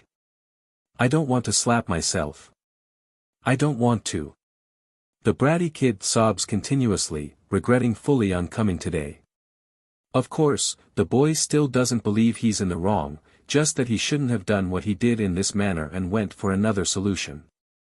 Water Mei Mei was a mother, and as a mother, there's no way she wouldn't want to save her own boy. Unfortunately for her though, the second she cast her eyes upward to meet Di Tsung's cold gaze again, her courage crumbled without fault. Lin, be good, do what your second uncle tells you. Do it now. This man is too cruel, it's just a fight between kids and he's going this far. What is he going to do if I refuse right now? Will he kill me? He wouldn't, right? The order from his own mother only brought even more tears to the bratty kid, making him cry louder and louder. Gritting those teeth to steel her heart at the disobedience, Lin, if you don't listen then I will leave you in the beggar's den. Then you will be a beggar's child. In this instant, this very second, the bratty kid actually stopped crying, only looking up in disbelief over the very mother that's always been doting and loving to himself. Despite his own grievances, this child also knows his mother would always keep to her words when said. I'll hit, flushing red in the eye, the boy kneels down to the ground and slaps himself in the face. Against this sight, Water Mei Mei definitely felt the stinging pain as well. She's bleeding inside over what she's ordered.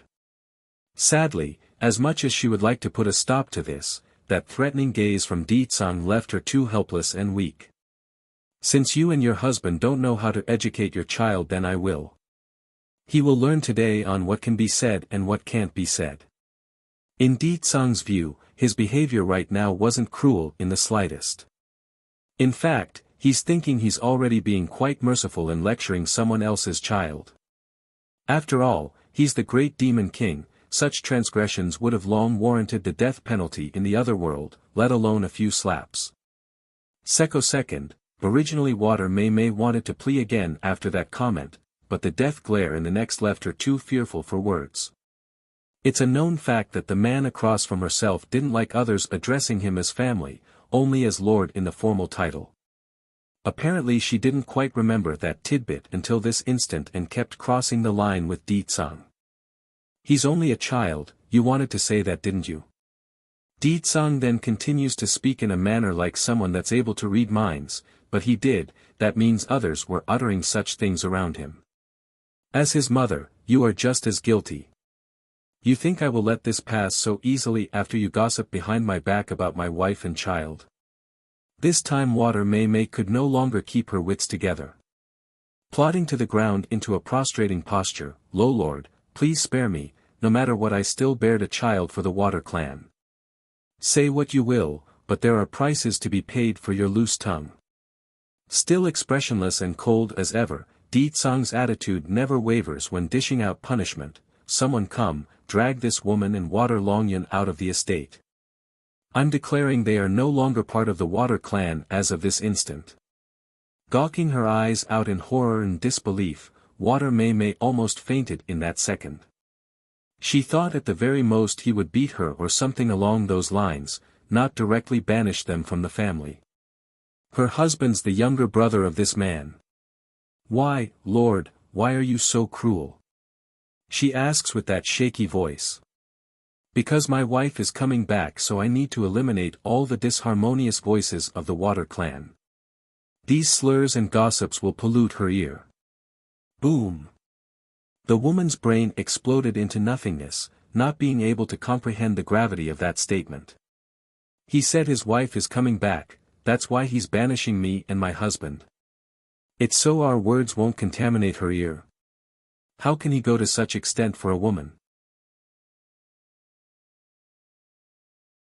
By Yi Yi's recovery, 1. Water Mei Mei always thought she knew enough about the old Di Tsang to understand him, but it's until this moment does she realize how foolish she's been. This person, this individual whom she tried to pursue for many years, he's an absolute enigma. Lord, making a bittersweet smile, the beauty slowly pulls herself up from the ground to speak in compliance. "I understand now. I will go and clean up my things and leave this place." After saying that, she turned and left without struggle, giving off a frail and unsteady feeling of hopelessness. Make no mistake, it's not like Water Mei Mei didn't want to protest and complain, contrary, she's too smart for that. If the lady had continued to linger and offend the man some more, who knows what might happen by then. Moreover, her husband was the third son of the current house chief, that means Water Longyun would always remain a son of the Water clan. Even if they couldn't remain here for now, it's without a doubt they would return someday once the heat dies down. Retracting his gaze from the woman now that he's done, Di Tsang shifts his attention to the boy next to himself. "Xiachen, go find your mother now, she should be somewhere in the capital city of this country. I'll go call someone to guide you." Immediately lighting up from his upset little face, Bai Xiachen needed no better news than to find Bai Yen. Smiling brightly at the suggestion, "Then Batty father, when will you come find us?" "I'll be there as soon as I can." Slightly sinking in his eyes, Di Tsang didn't have confidence in when, so he only said soon. At that, the steam bun didn't ask for more details and instead brought up his own thoughts. "Papa, you have to make these people take care of the big doggy and big orange cat, they're my only friends here in this place. Okay. Grinning at his boy's request due to being addressed properly, Di-san went ahead to ruffle that hair before turning to a middle-aged attendant nearby, you take him to the capital. His order is your utmost priority from here on forward, and if anything happens to him then you can forget about returning to the Water Clan. My son doesn't need to nor will he suffer any grievances in this world. The middle-aged attendant got white after hearing that order. Despite his own woes at the consequences, he didn't forget what happened to Water Mei mere seconds ago and hurried to bow his head, yes lord. As wrong as the bratty kid was in coming today for troublemaking, he's not entirely alone in this matter. None of these people from the Water Clan took the steam bun seriously. One being the unknown birth mother that they never met, they didn't have a clue about her background, second being how little appearance the little boy made before the public's eye. If the young lord himself didn't show his son around then why should they take the child seriously? Nevertheless, after today's incident and of how even the third young master has been expelled from the clan, no one here would ever have that thought again. Back over in the Wen clan, Wen Fei, stepsister, was currently sitting atop of her own bed and allowing those spirit particles to infuse into her pores. She wants to verify whether or not Bai Yen was lying to her and has been hard at work.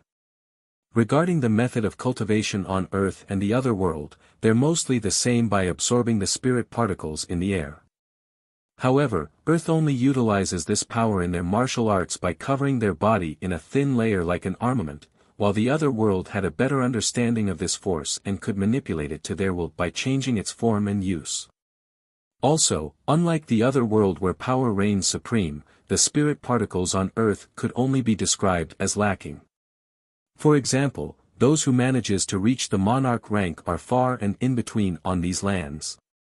Like the Water Clan here, their founding ancestor still lives today and had reached the monarch rank due to the support of Black Turtle, but even the old fella could only sit at the monarch rank and not move an inch further. By Yi's recovery, too, not needing to wait for long, Wen Fei soon felt a surge of strength rushing out from within her abdomen. With a bang, she breaks through her bottleneck in a flurry of air gushing out of her pores. If it had been in the past then the lass would be ecstatic after making such quick progress. However, there's only shock and panic left in those eyes right now as the words of her hated stepsister returned again. Bai Yen is right, my talent for cultivation has really gone up. Then does that mean, at the strike of noon, I will suffer unbearable pain day in and day out? Dunk dunk dunk. It's then a series of door knocks catches her attention, startling the lass and bringing her back to reality. Hurrying to compose herself so others wouldn't notice the oddity in her expression, come in. Stepping in was none other than Wen Shan, the lass's father. Based on the level of love showing in the man's eye, it's clear he's thrown all of the mishaps of today's event out the window. Fei, did you just make a breakthrough? I felt the surge of energy in the air just now and wanted to come check. Stiffly nodding as confirmation, the girl forces the panic back down and makes a smile. Ha ha ha. Wen Shan didn't notice the oddity and grew elated, laughing aloud for all to hear. Patting his daughter's shoulder, my Fei is wonderful, you really are. I did not expect you to make a breakthrough this quickly after your last, but you did and that brings me great joy knowing you are my daughter. Brother Shen, Chai Moon also follows closely from behind after sensing the change in the air as well. Even if my Fei's talent is higher, it will still not compare to Yenner's. I speculate she's already grown to heights we can only imagine. At the mention of his unfilial older daughter, Wen Shan's expression promptly turned ugly because he didn't want to remember. Enough Mooner, no one is allowed to mention that unfilial girl in this house again. She even wants to kill me, his own father. That girl is no daughter of mine, and I will not recognize her as such anymore. Chai Moon appears to want to speak again after that outburst, but after moving those lips a bit and stammering some more, she said nothing in the end and left it at that. Then that's when it happened during their conversation, a ringing gong of the old clock downstairs in the living room. Immediately, when Fei Fei's complexion turned ghastly white as her body trembled profusely, sweat rolling down her forehead like she's just came out of a pool. Fei Fei. Chai Moon was the first to notice the change and cried out in haste, "What's wrong, are you feeling unwell?" Although she had previously asked Wen Fei Fei on what Bai Yan fed her, but due to the fear of the consequences of others knowing, the lass in question didn't tell her own mother and kept it a secret.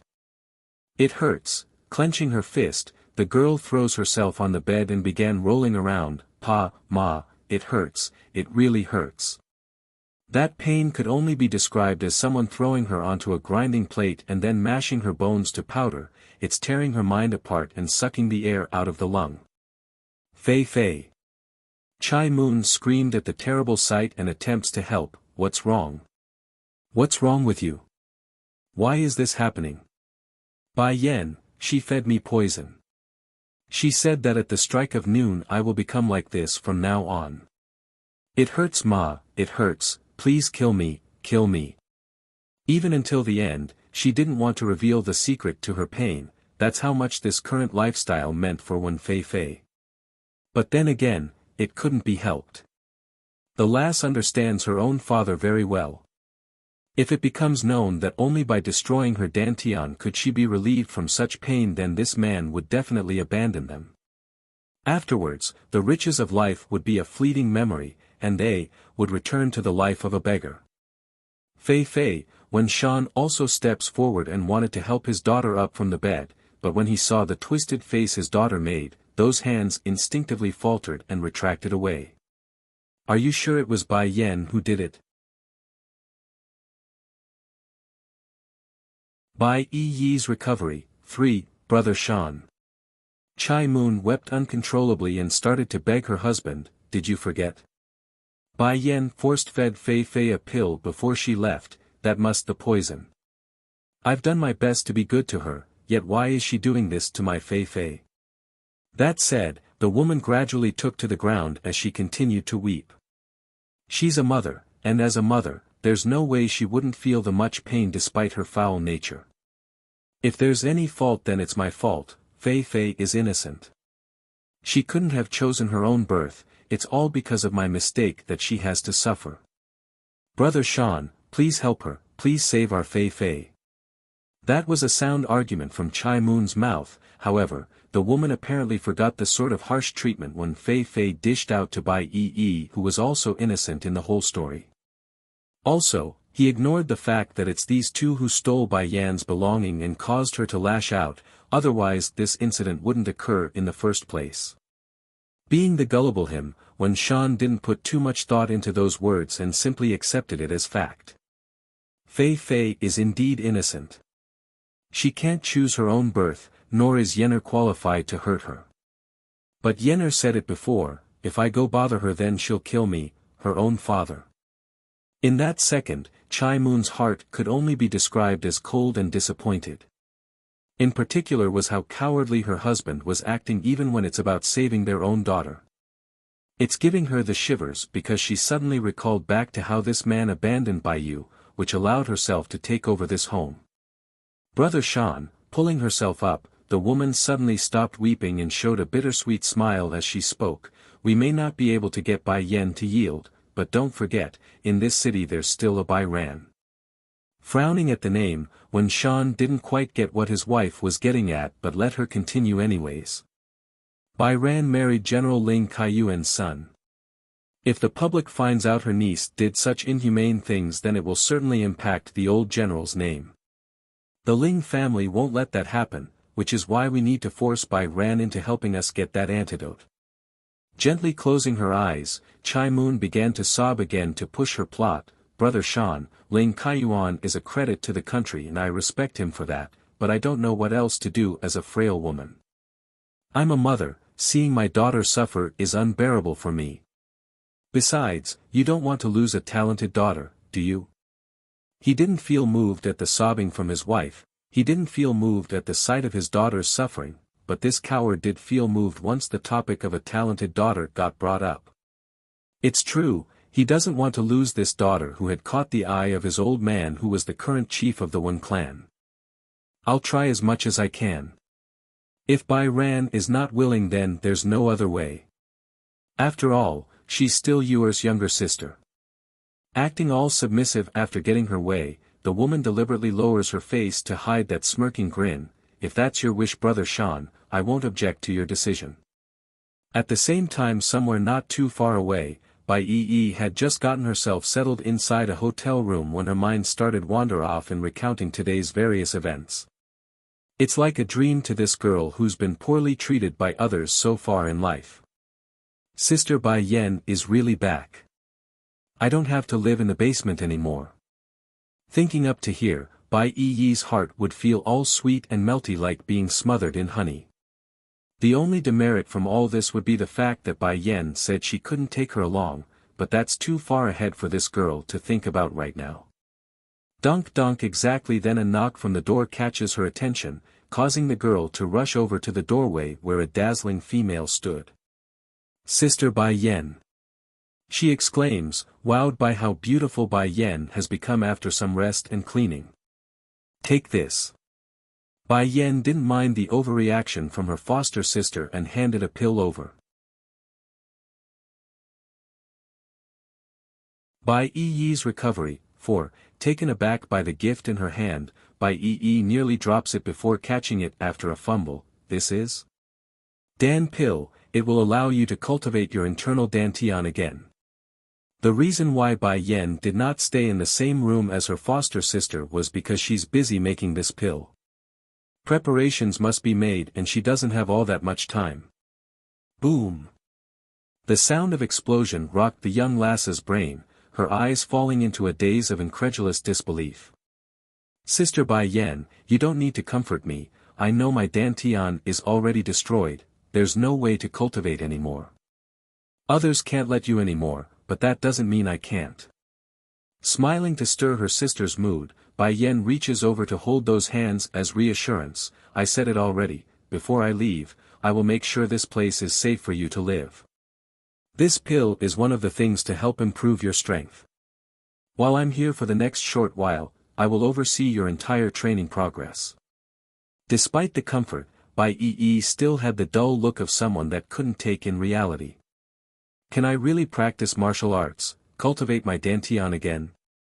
It's not like this girl always had such negative outlooks in life, but ever since her life got turned upside from her Shifu perishing one day, then her dantian being ruined by Wen Fei's cruelty, this orphaned lass had no one else to turn to. Imagine living a life on such an unstable path after being left on the streets. The amount of hardship would be something most wouldn't ever experience, let alone understand. Using this uncertain mindset, Bai Yi stiffly went towards the bed. She intends to do as told and practice again after consuming the pill, but things take time, and this time would be for the whole night. Next morning. Without deviating from the expected plan, the lass's shattered dantian had started to show signs of recovery, she could feel it.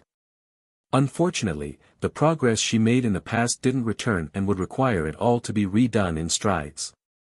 But that's not an issue at all, does it? The important bit was there's hope again. Looking out the window, Bai Yi once again regained the lost energy that she once held in the past. She's rejuvenated. It looks like your dantian is starting to recover. It's then Bai Yan's voice drifted over. Elated by the voice, the lass swings her head around to meet those familiar eyes. Sister Bai Yan, how did you get in here without me opening the door? Chuckling at the silliness of that question, you didn't close your door properly last night, so how do you think I got in here? Oh, scratching the back of her head in embarrassment, Bai Yi also starts to chuckle like she used to as a child. I guess my old habits are still there, I forgot to close my room like I used to. Sister Bai Yan, I'm not dreaming, right? I can really practice martial art and cultivate again. If it's a dream, then I would rather not wake up again. Aching in the heart again, Bai Yan didn't need any more hint on the sort of hardship her immaturity had brought upon this foster sister of hers. Quickly nodding so she wouldn't get any strange thoughts, of course, when did I ever lie to you? Sniffling in the nose like she's about to cry now, Bai Yi couldn't hold back her emotions anymore. Sister Bai Yan, I can't even begin to describe what I'm feeling right now. When Shifu passed away and you were gone. I didn't have anyone left. Then when Wen Fei Fei destroyed my dantian, I really wanted to jump into a river and end my life. I didn't have any hope, only struggling to live each day like a zombie, pausing to hold in her swelling tears, but I can see the light now. My dantian has recovered, not fully but I can feel it mending. Even if I don't have all the strength I had in the past, I will work hard and not bring shame to Shifu again. I vow to avenge her with my all. 10 years ago, it was Bai Yu who adopted her and gave her courage to live. So, in this girl's heart, that woman was like a god, a goal she must pursue with her all. As for Bai Yan, well, that lady's too outstanding to the point the younger sister here couldn't even imagine catching up. Saving a lowly, one, Bai Yan soon left the hotel after confirming Bai Yi's well-being. She had other things to do, however, she didn't make it far before being called out by someone from the back. "Hey beautiful, is it really you?" The voice belongs to a handsome man who directly ran ahead to get in her way. Stopping in her step at recognizing who it was, Bai Yan pricks her brow in amusement. "You need something? Didn't you say you were going to come find me, oh beautiful? I waited all night and you didn't come. Thank goodness I came searching and found you here. So how is it, do you have a portrait of your son yet?"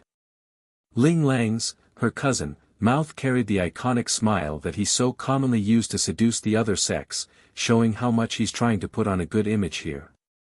Sure, the other side had a son already and he doesn't know she's his cousin as well, but being the flirtatious playboy that he was, why shouldn't he go for her when there's no mention of a husband? Heck, in this modern age, it's not uncommon to find a single mother at all, not uncommon at all. Oh, Bai Yan actually forgot about the portrait and found herself in a bind. Do you have a brush in your home?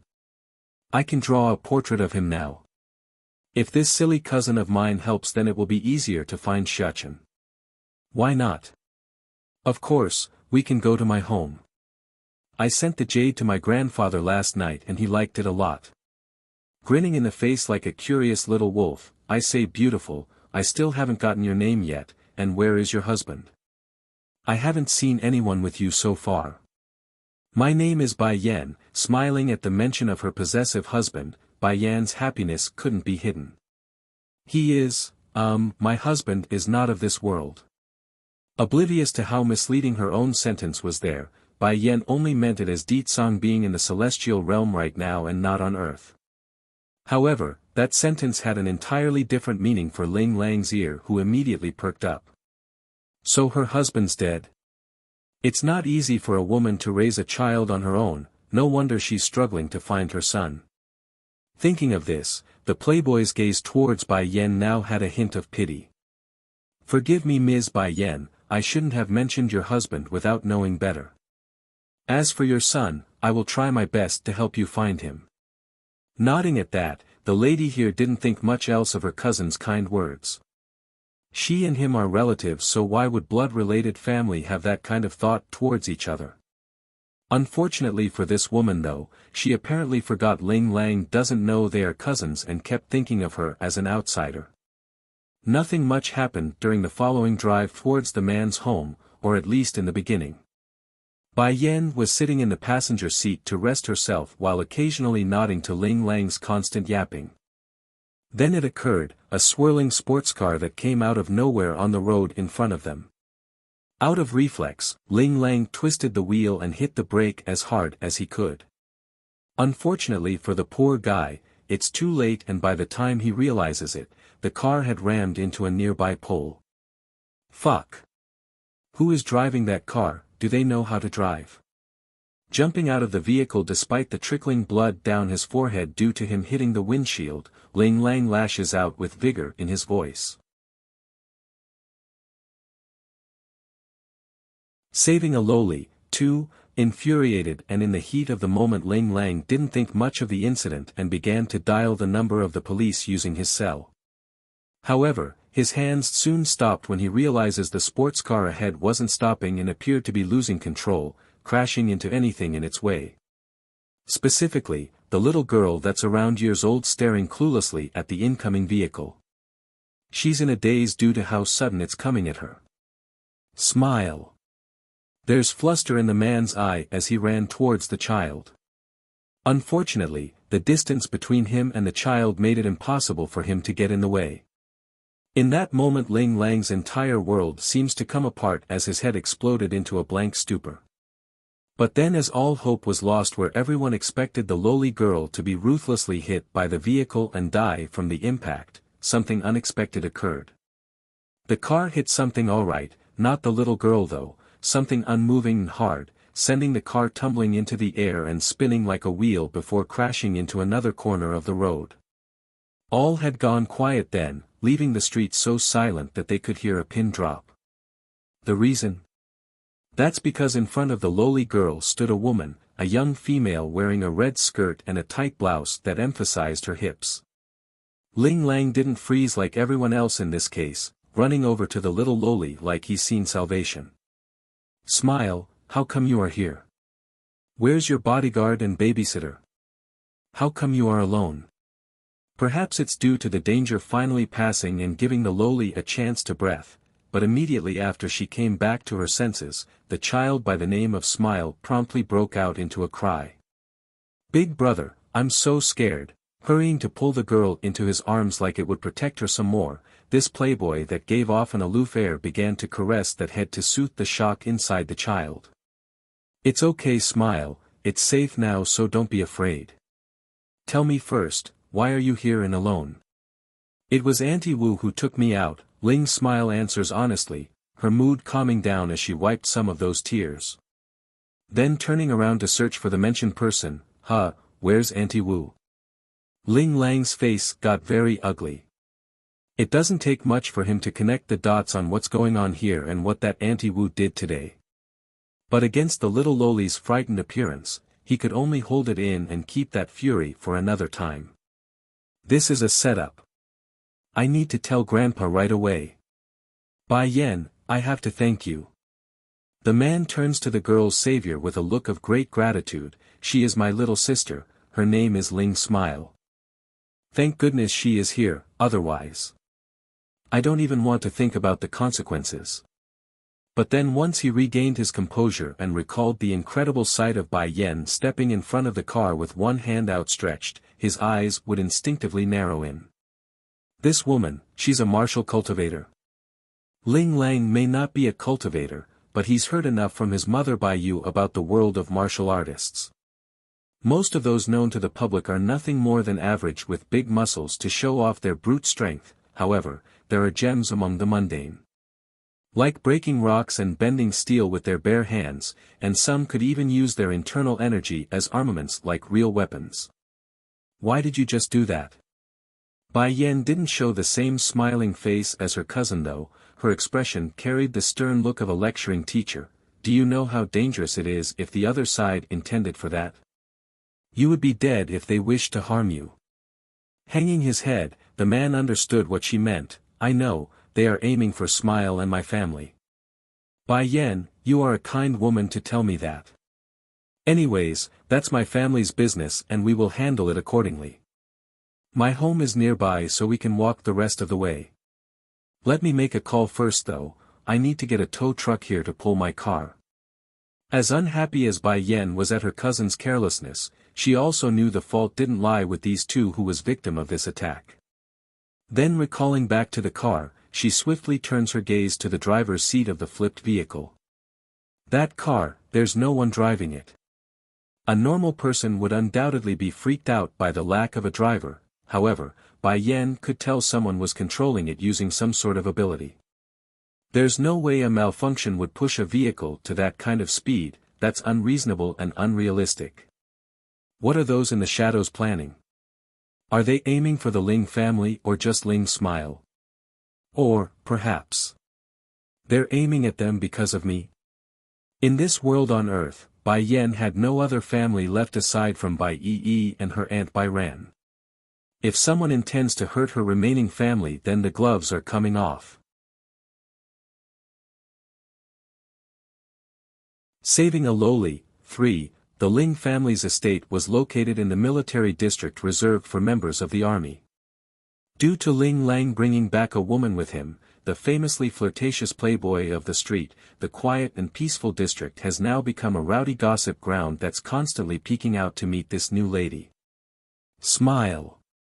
Before coming back, Ling Lang had already called his mother Bai Ran and explained the car accident, hence their reception by the beautiful madam at the door. Smile, you scared mama here to death. The madam quickly runs over to throw herself at the little lowly. Thank goodness you are all right, otherwise I won't know what to do. Despite being still antsy from all this, Ling Smile nevertheless kept up a smile for her own mother. Mama, it was this big sister who saved me. Only then did Bai Yan notice Bai Yan's presence, and sure enough, the madam was wowed by that incredible face. She thought she had seen the most beautiful woman in this world, thanks in part due to her older sister Baiyu, but this lady brought home by his son was at a different level altogether. Girl, warmly reaching over to grasp Bai Yan's hand, I really want to thank you from the bottom of my heart. Our Ling family owes you a great deal for saving Smile's life. Looking down at how warm she's being received, Bai Yan's lip couldn't help but smile at that, making her feel like at home again. Auntie, it's been a long time, to think your appearance hasn't changed at all. Bai Ran visibly looks taken aback. There's shock, but more were confusion in those eyes. You are, Auntie, I'm Bai Yan. Bai Yan was no stranger to Bai Ran here.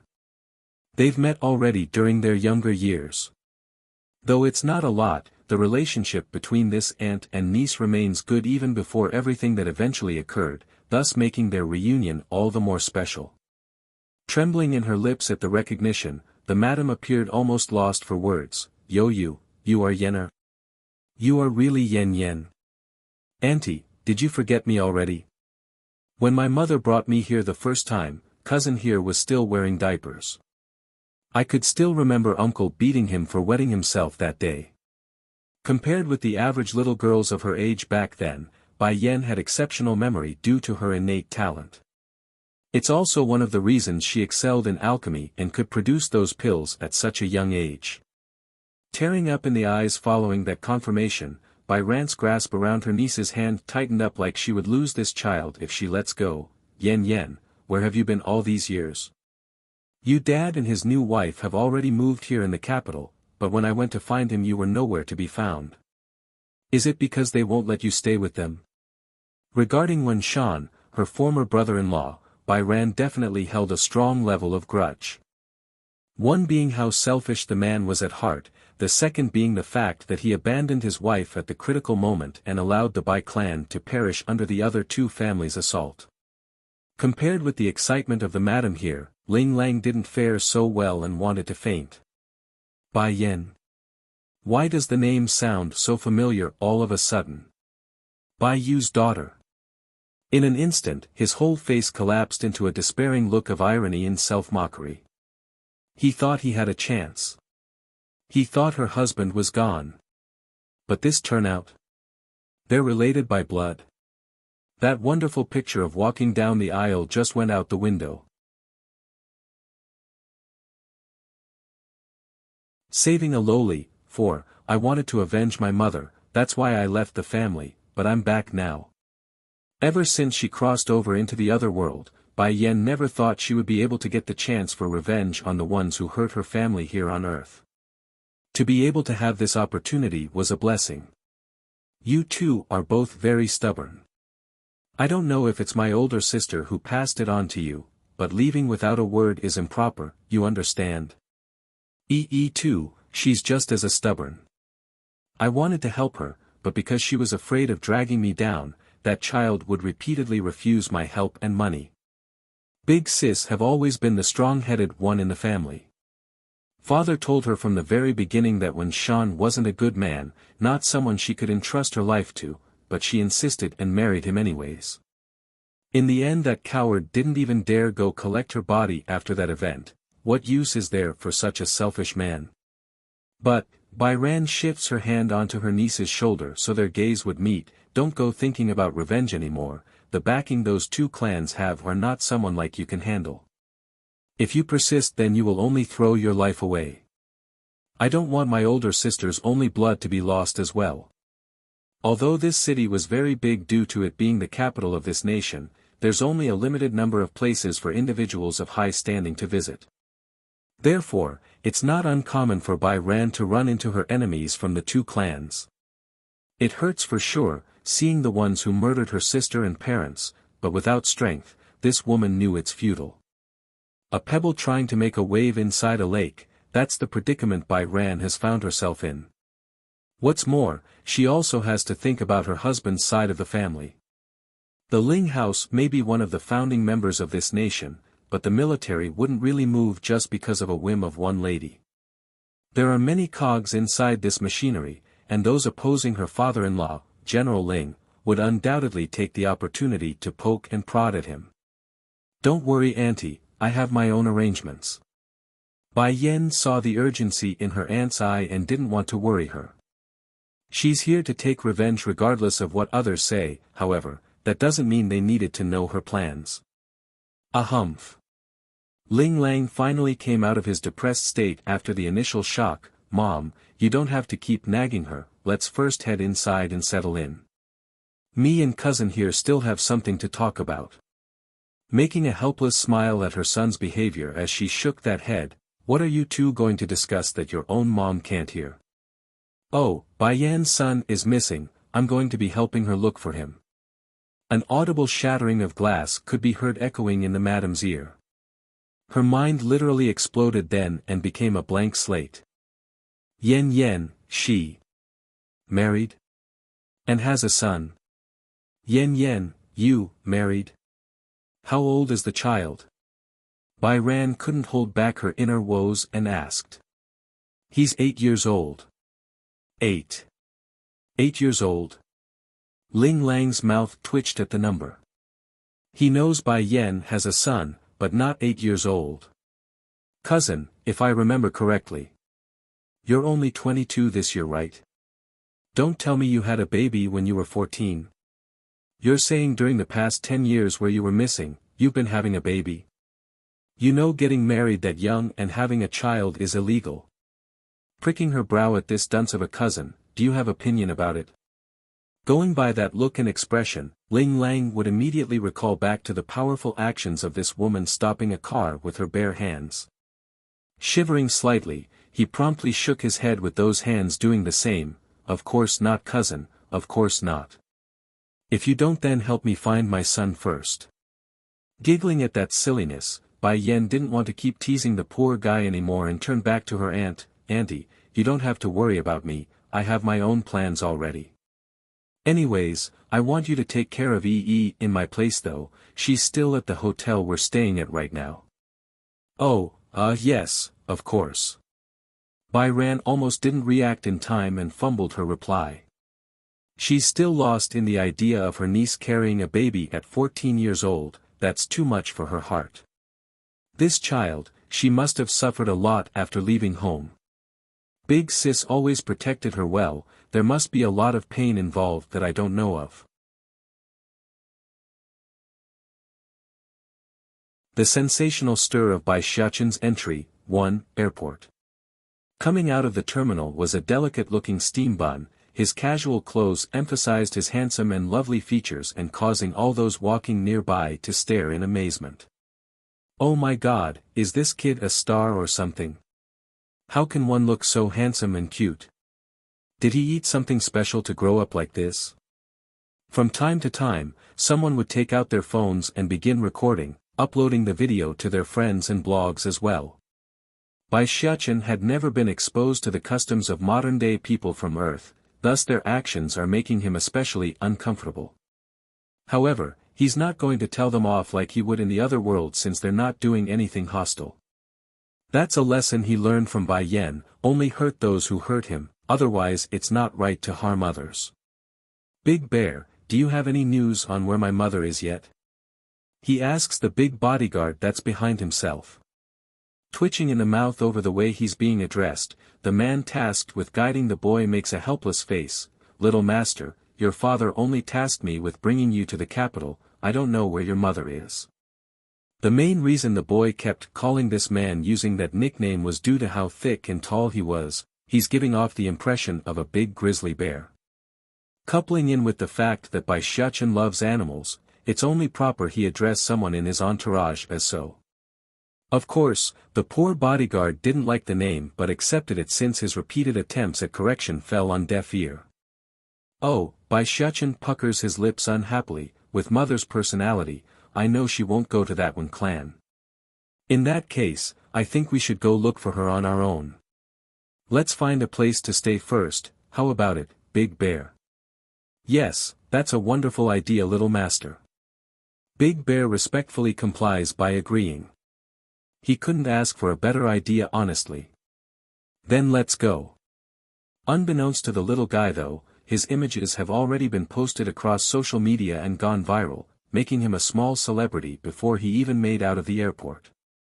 There are no shortages of good-looking kids in this world, however, finding one as delicate and handsome as him was a rarity. It drew millions of views online and roused a huge craze of search and investigation. Sadly, since this would be the first time he ever stepped foot into this world, no information ever came of the efforts. He's an enigma to these nosy people. Tian Clan. Following the ringing of a cell phone, Yu Snowing rubs her forehead and groggily answers it by pulling the device from under the pillow. Hello big bro, what? The son of the young lord has come to the capital. Alright, I understand, I will let my husband know. Don't worry, we will definitely seize this opportunity to please the child. Excitement could be visibly seen across the lady's face as she hung up the phone. Tian Wind, hurry and wake up. My big brother just said the little young master has come to our city. We need to hurry and find him. This opportunity won't come a second time if we miss it. Joy promptly filled the man's eye. This really is wonderful news. Let's do this. When we visit, we can bring our daughter along and let them meet. I know you don't want to force her into a marriage arrangement, so this is a good chance to let her have some time with that kid. This way it won't be so awkward if she does marry the child's father. The woman's face got very stiff then. She had no illusion about their daughter's unwillingness to becoming someone's stepmother, but what else was she supposed to do? It's not she could just tell her husband off when he's already stretching out an olive branch. The sensational stir of Bai Xiachen's entry, too, biting her lip in a tied manner. Husband, Furen is still a woman, having her go care for a child, that. I think it's not a good idea. It might affect her reputation. Frowning now in the face due to his wife's indecision, what's wrong with that idea? If you want our daughter to climb further than us, then we must do this. Also, the Water Clan have always been very low-key, and your older brother won't let us use his name here either. Because of that reasoning, no one actually knows he's the current housekeeper of that clan. Pausing to gather his words so he doesn't mess it up, but if we can tie ourselves to the young lord of the Water Clan, then our future is secured. No one will ever dare challenge our family, nor do you have to worry about Furen's future. Yu Snowing had to admit her husband's argument was winning her over. She's the younger sister of the Water Clan's housekeeper, yet no one knows that fact, nor does she dare give the details out. And, seeing there's still a hint of hesitation, the man quickly follows up with his final move. Didn't your brother tell us to grasp onto this opportunity? Don't you get what he means by that? Actually, this time around it's Tian Wind who's overthinking the meaning of that message. Yu Snowing's older brother only wanted them to keep Bai Xiachen happy and make sure he has a good time in the capital, nothing more and nothing less. After all, it's a well-known fact by now that Di Tsung greatly cares for this son of his and that unknown future wife. Why would he go ask his own niece to poke into this relationship at a time like now? It's the same as throwing themselves into the fire pit for roasting. Still not fully convinced since her daughter's stubborn face won't stop coming up, but Furen already stared. She's not willing. Unwilling? Tian Wen snickers derisively. She's going to be the Water Clan's bride-to-be, what can she complain about? It's a blessing that most could only dream about. I don't care how you do, just get her to follow us to receive the little boy. She doesn't need to know why, just keep her in the dark. In the end this woman could only give in. As much as she would like to discuss this some more, but she knows her husband here better than anyone. When he's like this then there's no changing his mind. Whatever then, I won't get involved anymore. However, I still want our daughter to willingly agree to the marriage first. If she still refuses then I'm not going to force her. I know Furen's personality better than anyone. If we do force her then she would rather die than submit. You're fretting too much. Furen is my daughter too, how can I not care about her? Pleased by his wife's answer, Tian Wind got a lot better in the face as he spoke. Go call Furen and get her ready, we will go find the little boy now. Okay. Nodding as told, the woman slowly got out of bed and went downstairs. As it turns out, the hotel where Bai Xiachen was staying happens to be the very same one Bai Yi was staying at. And towards the new and unknown, the boy would curiously touch and stare in amazement at the high-tech appliances surrounding himself. For example, the elevator that's able to carry him up and down caught his attention the most, like a child finding a novelty toy. The sensational stir of Bai Xiachen's entry. 3. Big Bear, why does this thing open the door on its own? And what's an ID card? Why is the crystal on the overhead so bright? And what was the bird we were sitting in? Don't one usually sit on top of a bird and not inside it? He only came to Earth for a few days, so there are many things Bai Xiachen still hasn't learned yet.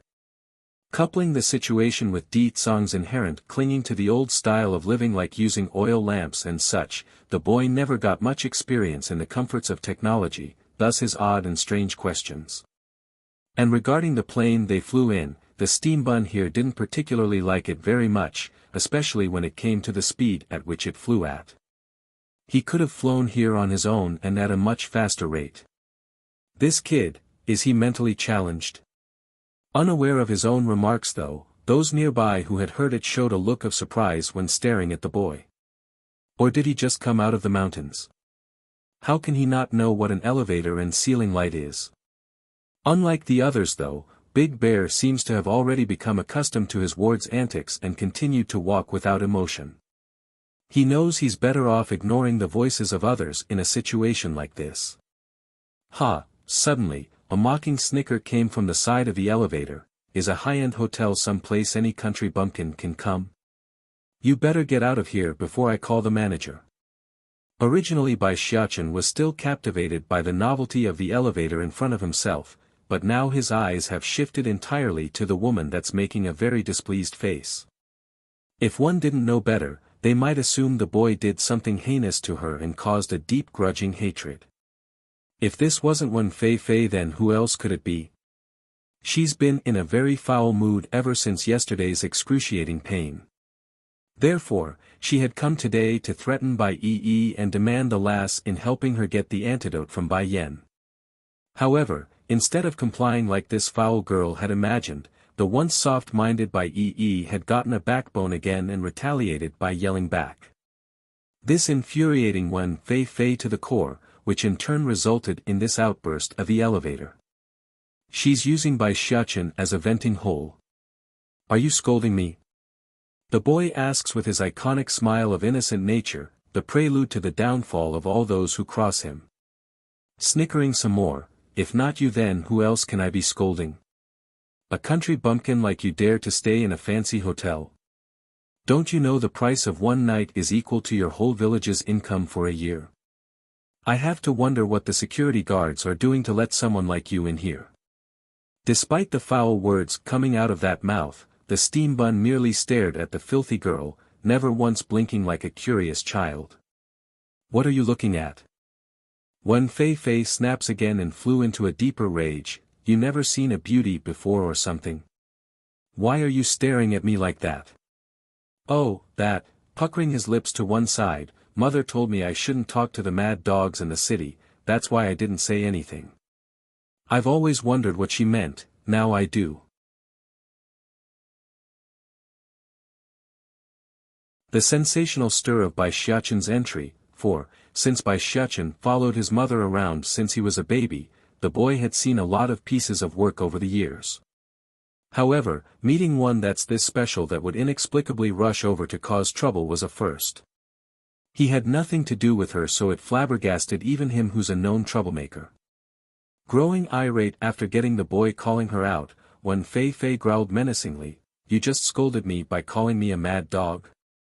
"I didn't scold you. I'm only calling you a mad dog because that's what you are. Is there a problem?"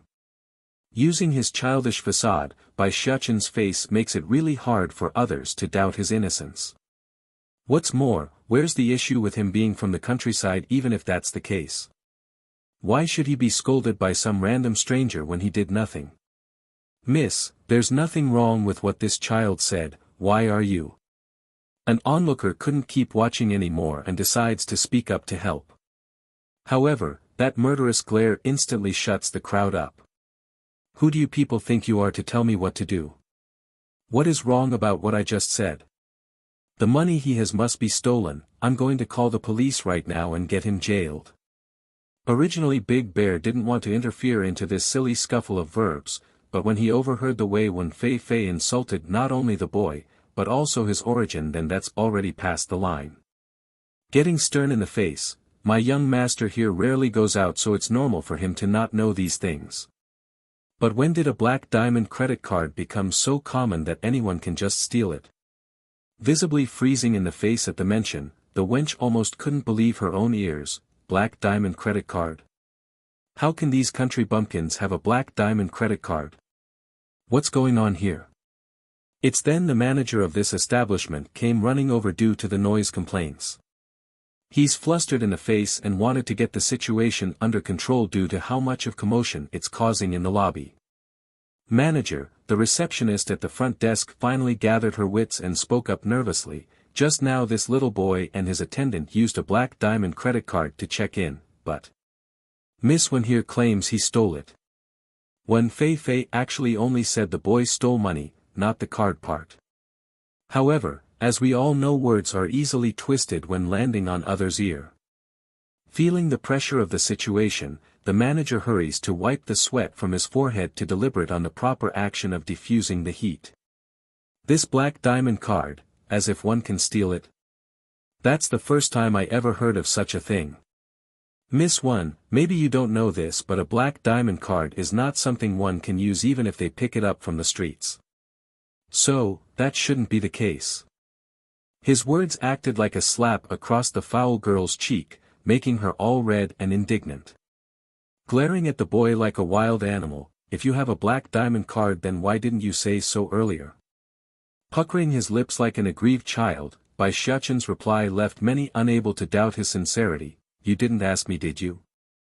If you didn't tell me, then I would have thought it was my bodyguard who stole it or something. Besides, how can you expect a little kid like me to know such things?" Turning green from white, Wen Fei's anger couldn't be withheld and exploded like a volcano at the gathered crowd, who's snapping pictures left and right. "You're not allowed to film me, all of you close your phones right now." Sadly for this wench, it's too late by this point. Someone had already videotaped the whole encounter and posted it online. "I will remember this brat," sneering viciously in the face. "You will quickly learn that money isn't the only factor that decides one's status, it's strength. Even if you have more money, there is going to be a moment where you trip over after crossing someone you shouldn't." The sensational stir of Bai Xiaoqin's entry. 5, grinning along his cute little face. "Auntie, you are so old already, don't you know it's not proper manner to call someone else a brat? Moreover, my father told me no one can make me feel wronged while in this country." "You," Wen Fei's gaze grew hard and jarring as she got up close in order to slap him as punishment. Sadly for her though, those legs didn't even make it 2 steps forward before being blocked off by the big bodyguard that exuded an aura of danger and dominance. This man, he's a martial artist, a real one. And from the looks of it, he's not the boy's family either, more like some sort of bodyguard. Who can afford to pay someone like this? The foul wench thought, unable to comprehend why Big Bear would willingly work under a child. Sadly for Wen Fei though, the big man didn't want to waste time dealing with a nobody. Reaching down with one hand, he lifts the lass up and readily moves to toss her out like a dog through the sliding glass exit. This behavior would have long warranted an interference from the bystanders. This was a young girl being thrown out by a big strong man here in public. However, Wen Fei had quite the reputation around these parts, and the good kind for that matter. She's an arrogant bitch, a well-known Karen that's been long despised by those of high society. Therefore, seeing such karma coming around against this girl sent them all in delight and found it justly deserved. Little brother, the manager quickly speaks up after seeing the situation was devolving even further, that lady is the daughter of the Wen clan, a powerful family in these parts. If your bodyguard hurts her then her people will definitely come back for revenge. I suggest you leave right away and hide abroad. This boy doesn't deserve what's coming, he needs to leave and save himself. No matter the influence and reach of the Wen clan, they can't stretch their claws to other countries. The Wen clan? Mr. Manager, are you talking about the same family that has a person by the name of Wen Shan? He asks while stroking his little chin, a sure sign the steam bun was coming up with the naughtiest plan in his head. The manager nods seriously with all the strength of a kind stranger. Yes, there is such a man in that clan. He's a well-known individual around here. But why do you ask that, little brother? Oh, then that's perfect. Bai Xiachen jumps up in glee. Mr. Manager, if they do come looking for me then please send them up to my room. I can save some trouble in looking for them myself. The manager literally gawked his mouth in shock and disappointment. In his view, this child was still too immature and was seeking his own demise by not fleeing right away. Didn't you hear my young master's command? Big Bear had finished tossing the package out when he returned to see the scene, that's why he got harsh in his voice seeing the hesitation in the manager's face. They are the Water Clan, individuals at the peak of the martial world in this country. Forget about some puny Wen clan and their lackeys, even government officials would have to think twice before crossing members of their clan. And sure enough, the manager yielded to the request after seeing the resolute face of his patrons. He's a worker here only, not some savior that should pry into others' business. Some time later. The event in the lobby didn't upset the steam bun at all today. In fact, it's brought him great joy when a second party suddenly showed up at his doorstep and now currently stood before himself across the table. I'm so lucky to think I would meet mother's enemy this quickly. Will she praise me if I punish them properly? Oh, what to do, how should I deal with these people? Of course, the smiling grin of the boy had an entirely different meaning for Tian Wind who had come today specifically to welcome Bai Xiachen. He even thought it's because the kid liked his own daughter a lot and hurried to push the lass forward. Little young master, it's a great pleasure of ours to welcome you to this city. If I had known you were coming ahead of time then I would have arranged an entourage for you at the airport. Please meet my daughter, her name is Tian Furen and will be happy to act as your guide while you are staying here. Tian Furen originally didn't want to come since she's being dragged along, but after realizing how incredibly handsome and cute the boy was, her eyes fell into a trance at the possibilities. If his son is this cute and handsome then what makes the father? That young lord from the Water Clan must be mesmerizing. What a shame, his health is so poor. If I do marry him then I can only be a widow at such a young age.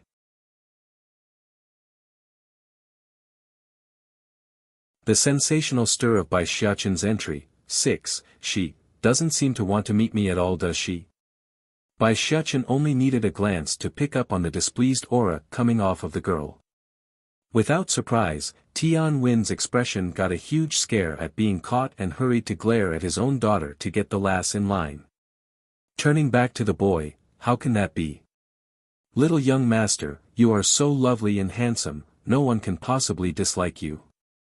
Then that's good, Bai Xiachen smiles accordingly while hiding the naughty grin inside. My family's Yellowy is missing a female companion, and I also like your daughter so she can be his mate. How about that arrangement? Ye Yellowy? Tian Win got stumped for words. What is this Yellowy? According to reason, the young boy here should be introducing Furen to the young lord, why someone else? Yellowy is a big golden retriever in my home, I think they are a good match. Tian Win's face immediately got green, this brat wants my daughter to be a mate for a dog. And he dares to say they're a good match? Where the hell does he see they're a good match? Sir, you must be jesting me, right? He asks with a hint of displeasure, twitching in the lips all the while trying to hold in his inner anger. Remaining serious as he replied, the steambun's words were damning, how can you say I'm joking? I'm serious. But, human and dog, how do you match them? Though unintended, that sentence thoroughly angered the boy and caused him to jump up from the sofa. Are you looking down on dogs? Why can't a human be matched with a dog? In my opinion, Yellowy is loyal and obedient, many times better than some people around here.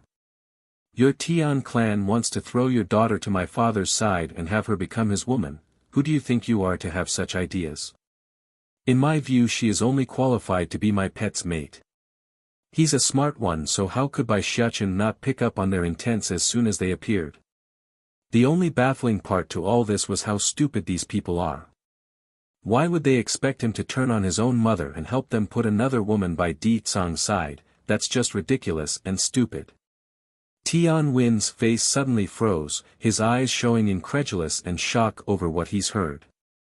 It's true he wanted to use the steambun to his own advantage and stuff Tian Furen to Di Tsang's side, but to be exposed by an immature brat left him stupefied. Getting the reaction that he wanted, Bai Xiachen retracts his angry gaze and continued with his plan. I heard your Tian clan destroyed another clan a while back, is it the Bai clan? Startled by the question, Tian Wind popped his eyes right away. How did this kid know about that? Little young master, there is indeed such an incident, but that's over 10 years ago already. May I know why you are bringing the matter up again? Bai Xiachen's heart instantly clenched up like someone just wrung it through the washer, that's how much it affected him. How much hardship did mother experience while on earth? She had to watch her loved ones die, and then watch her own father let that happen before her very eyes. These people must pay. I'll ask you one last question, why did you destroy the Bai clan? For what reason? Regarding the reason for destroying Bai Yan's family, perhaps only the ones responsible would know the answer to that, hence his persistence in pressing the matter. Tian Win didn't know why he's being pressured for something that shouldn't be related to the current matter at hand, however, he knew enough not to cross the young child in front of himself, especially when there's a wary bodyguard from the Water clan nearby. Make no mistake, Tian Wind may be conceited and power-hungry at times, but his perception in recognizing a dangerous variable was top-notch. The Wen clan's here, 1, little young master, this matter, it's not that I can't say. Frowning in the face, Tian Win spent a moment to go over his own words to not let anything that he didn't want spoken to slip, it's like this. At the beginning, the reason we destroyed the Bai clan was because we got word of that family holding a treasure that could help one gain divinity. We wanted to offer it up to your father as a gift. Sadly, after gaining possession of it, there was no way to know how to use said treasure, hence our reluctance to bring it forward. Those are nice words indeed, however, Tian Win never once thought about giving it to Di Tsang at all in fact. After all, who wouldn't want to become a god or celestial immortal if possible? But as years dragged on with no sign of them ever figuring out the secret to said item, he figured it's better to use it now today as a gift to win some points with the Water clan. At least that way he would curry some favors. Sadly for this man though, Bai Xiachen wasn't going to go along with his plan. The boy's face remains unchanged without any sign of being ecstatic after being told the lie. So, it's for some treasure that you destroyed the Bai clan? Bai Xiachen asks again, his eyes starting to narrow in. Taken aback at first, Tian Wind had to take a good second to understand the boy's words. Hastening to laugh in order to break the tension, little young master, you don't have to worry about the Bai clan's demise, no one will know about the connection between the Tian clan and the Water clan. There won't be any unwanted rumors floating around, I can promise you that. Oh. Pricking his brow at the odd reply, Bai Xiachen now got somewhat curious at what the man meant, and what would that connection be. How come I don't know? Still not following, the man continues to speak without much forethought. The housekeeper in the Water clan is my brother-in-law. I see. Bai Xiachen nods his head like he's understanding it now. Then turning to the big bodyguard nearby, Big Bear, go tell my father to change the housekeeper, we don't need such a person working under us. Batty father really messed up this time. He's been here for 8 years and doesn't even realize mother's enemy is actually right under his nose. I wonder what mother will do to him if I tell her about this blunder. Will Batty father be shown the whip? Tian Wen's expression promptly crumbled into a look of horror and shock. Little young master, is there a misunderstanding between us? My brother-in-law has been working faithfully under the Water clan's rule, how can you dismiss him so readily? Grinning right up to his eyes at being called out, Bai Xiachen knew it's his time to play. That's easy, I don't like the guy and that makes me unhappy. What other reason would I need? If I don't like an individual then it's only normal for me to change them out, duh. As for the debt with these people from the Tian clan, I'll wait till mother gets here and let her do the final decision making. I'm sure mother will be very pleased. Though Batty father did say not to let mother dirty her hands, but I'm sure she will like to anyways. Dad. Tian Furen's complexion hadn't looked good to begin with, now after hearing the steambun's words her face only got uglier as she stomped her feet. What's so great about this little thing? All he did is be born into a good life. If his mother didn't go seduce a sick bastard that's about to kick the bucket, why else would he be born? And now he dares to threaten uncle's livelihood and status? That young lord from the Water clan can't be this stupid, I refuse to believe such a thing.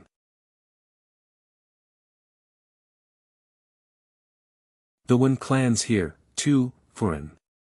Tian Wen quickly grabs hold of his daughter's arm and drags hers behind his back. Little young master, you have to forgive my daughter, but can you give me a reason for changing my brother-in-law out?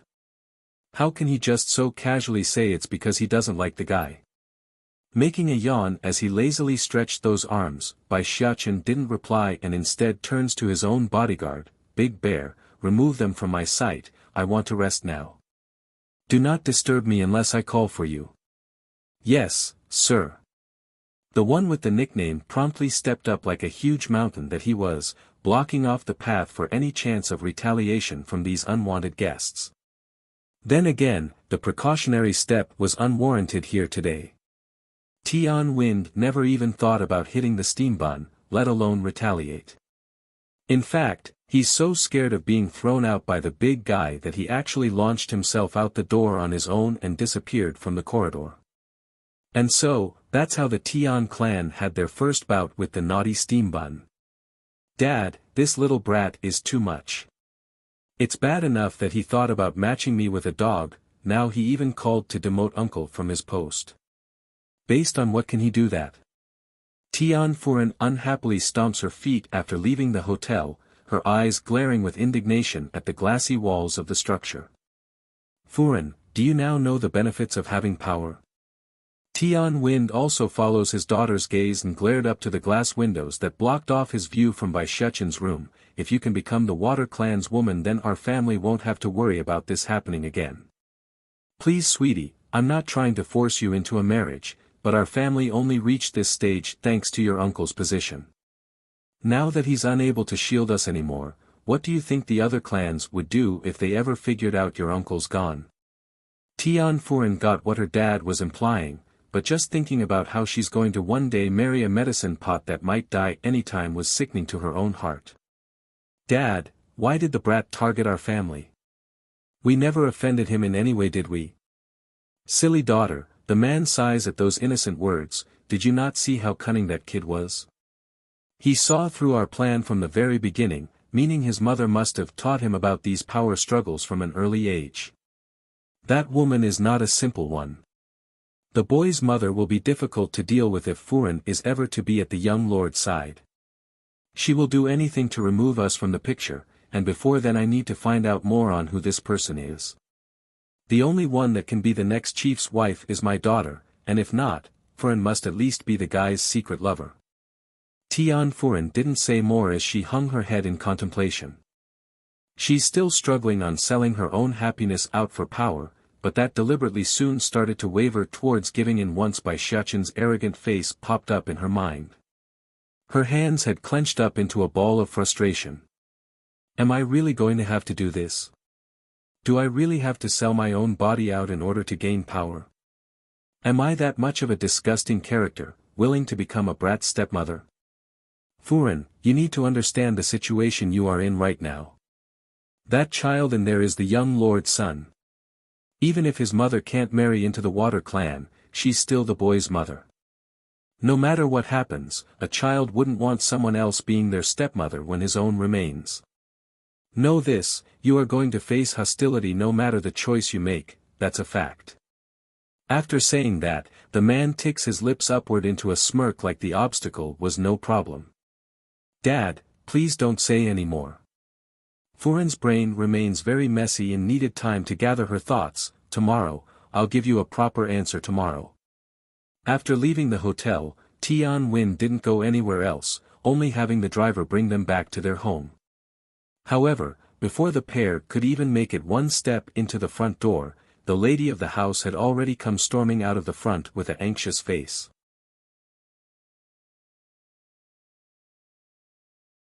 The Wen clan's here. 3. Husband, what happened over at the hotel? Why did my older brother suddenly get a call from the young lord that he's dismissed from his position as the housekeeper? Yu Snowing cries, her face pale and unstable. Tian Wen promptly halted in his own steps, staring right up to his own wife. What did you just say? Tian Wen, what did you do to offend the little young master? My brother has been the Water clan's housekeeper for 30 years, and my father and his father has been doing the same during their times. Why would they suddenly dismiss him? Yu Snowing's older brother didn't earn the position inside the Water clan, rather that he inherited from his old man like a family legacy passing on the baton. The only issue was the harsh regulations that came with said post. Unless it's the individual themselves who's going to be the housekeeper, no other person from the Yu family could enter the Water clan. Dad! Tian Furen cries out as well as she fell into a panic. He really did it. They really dismissed Uncle just because of one phone call from that brat. How could this have happened so quickly? Uncle worked for the Water clan for 30 years, this is unreasonable. Tian Wen didn't want to quibble with her daughter regarding why. He's only growing more solemn in the face due to the indications of what this meant for his plans regarding betrothing Furen to Ditsang. It won't be easy and he knows it. Husband. Yu Snowing grabs onto the man's arm. Tell me this isn't happening, please tell me this is all a dream. Didn't my brother tell you to take good care of the little young master? What did you do to offend him? Tell me. At the end of the day, the lady of the house has lost all composure, grew mad crazy in those eyes. This outburst would be a first for Yu Snowing. Ever since she married into the Tian clan, this lady had never gone overboard into an argument. She's well educated and well disciplined, and that's all because of her older brother's status. But that's all come to an end, all because of her husband's folly and ignorance. Mom, it's not Dad's fault. Tian Furen saw her parents fighting and wanted to stop it. All of this is because the brat didn't like me. He says I'm too beautiful and thinks I'm trying to steal his father away from his mother. Humph, nothing but a gold-digging slut that goes after riches, otherwise why else would that woman sleep with a medicine pot? With her fists clenched, the lass could barely keep that breathing in check. Such evil people are bound to fail. Dad, I've made up my mind, I'm willing to marry into the Water clan. The lass's plan was simple. She must get revenge for today's humiliation by driving the brat out using his own father's hand. Afterwards she would then ditch the medicine pot using some excuse of some kind. After all, getting revenge was one thing, wasting her life on a limp dog was another. Yu Snowing's eyes only got more anxious after hearing her daughter's outburst. Furen, what are you saying? That Water clan is so dangerous, how can you even think about marrying into that family? You can't go.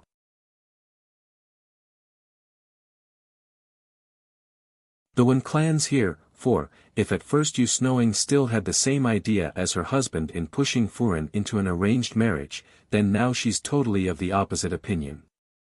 This mother only wants her daughter to stay far, far away from those people who would drive her older brother out after 30 years of service. Mom, I was ignorant before, that's why I wasn't willing. I know better now.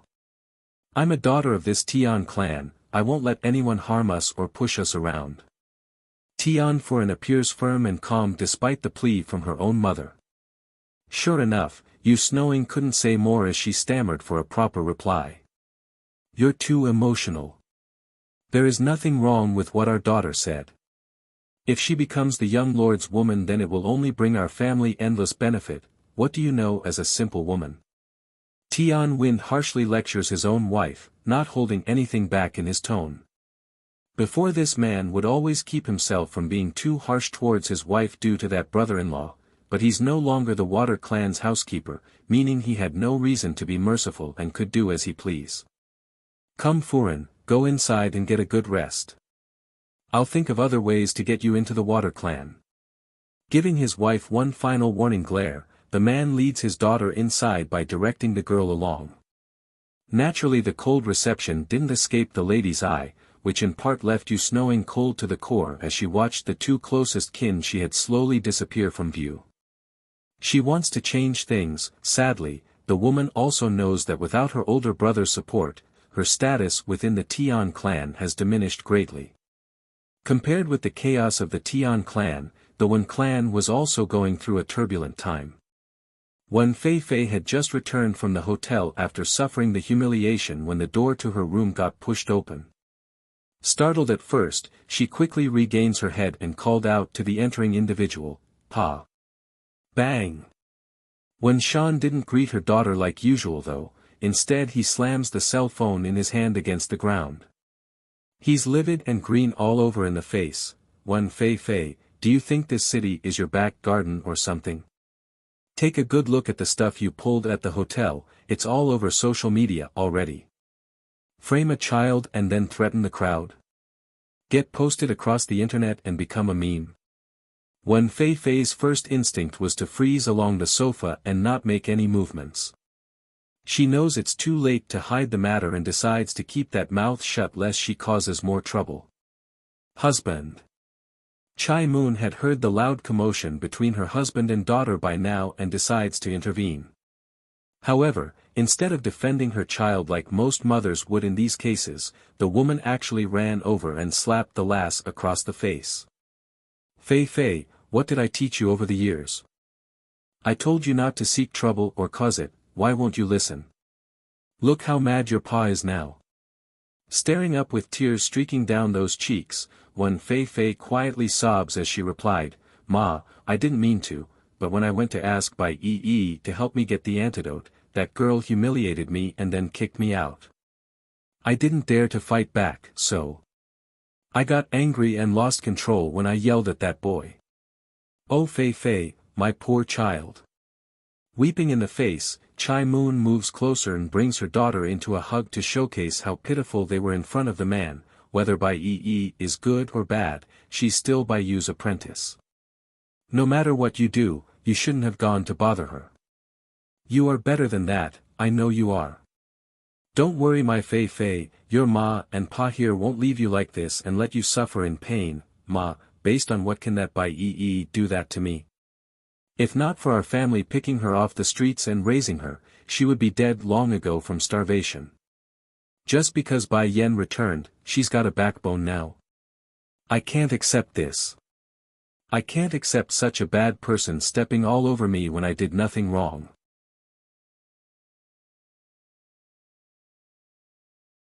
The Wen clan's here. 5. Truth was when Fei lied. When the foul wench went to the hotel and made a fuss inside the room, Bai Yi in fact didn't retort or mock her at all. The other girl merely spouted the truth and refused the request before slamming the door in Wen Fei's face. But Wen Shan doesn't need to know that, does he? All this man needs to know was his daughter got humiliated somewhere outside, that's all. Their mouth belongs to them, let them say whatever they like. As long as I know your ma and you aren't bad people, then that's all that matters. Also, Fei Fei, you can't vent your anger at a child regardless of your emotions. Do you know what your actions have caused to our family? The Wen clan have become a laughing stock among our peers right now. I will not permit another repeat of today's incident, understand? If he hadn't been drunk that year, then Chai Moon wouldn't have gotten pregnant. In the end, it's his fault and he know it. Well, on the surface level anyways. Pa, when Fei Fei sobbed some more as he met her old man's gaze, I understand, I will never do it again. Alright, I will go handle the aftermath, you two rest while I go find your grandfather to discuss the matter. Starting today, no one in this household is allowed to go out. Okay. The girl didn't argue, only behaving like a good obedient daughter. However, this wasn't enough to completely reassure the wary man here. Downstairs in the living room. Wife, you keep an eye on Fei Fei for the coming days, I still don't feel comfortable if there's no one watching her. Raising a hand to pause the lady from interrupting after catching that moving mouth, when Sean wants to finish his sentence first, I know what you want to say, but that Bai Yi is a heartless wolf, there's no way she would help us get the antidote. Then how?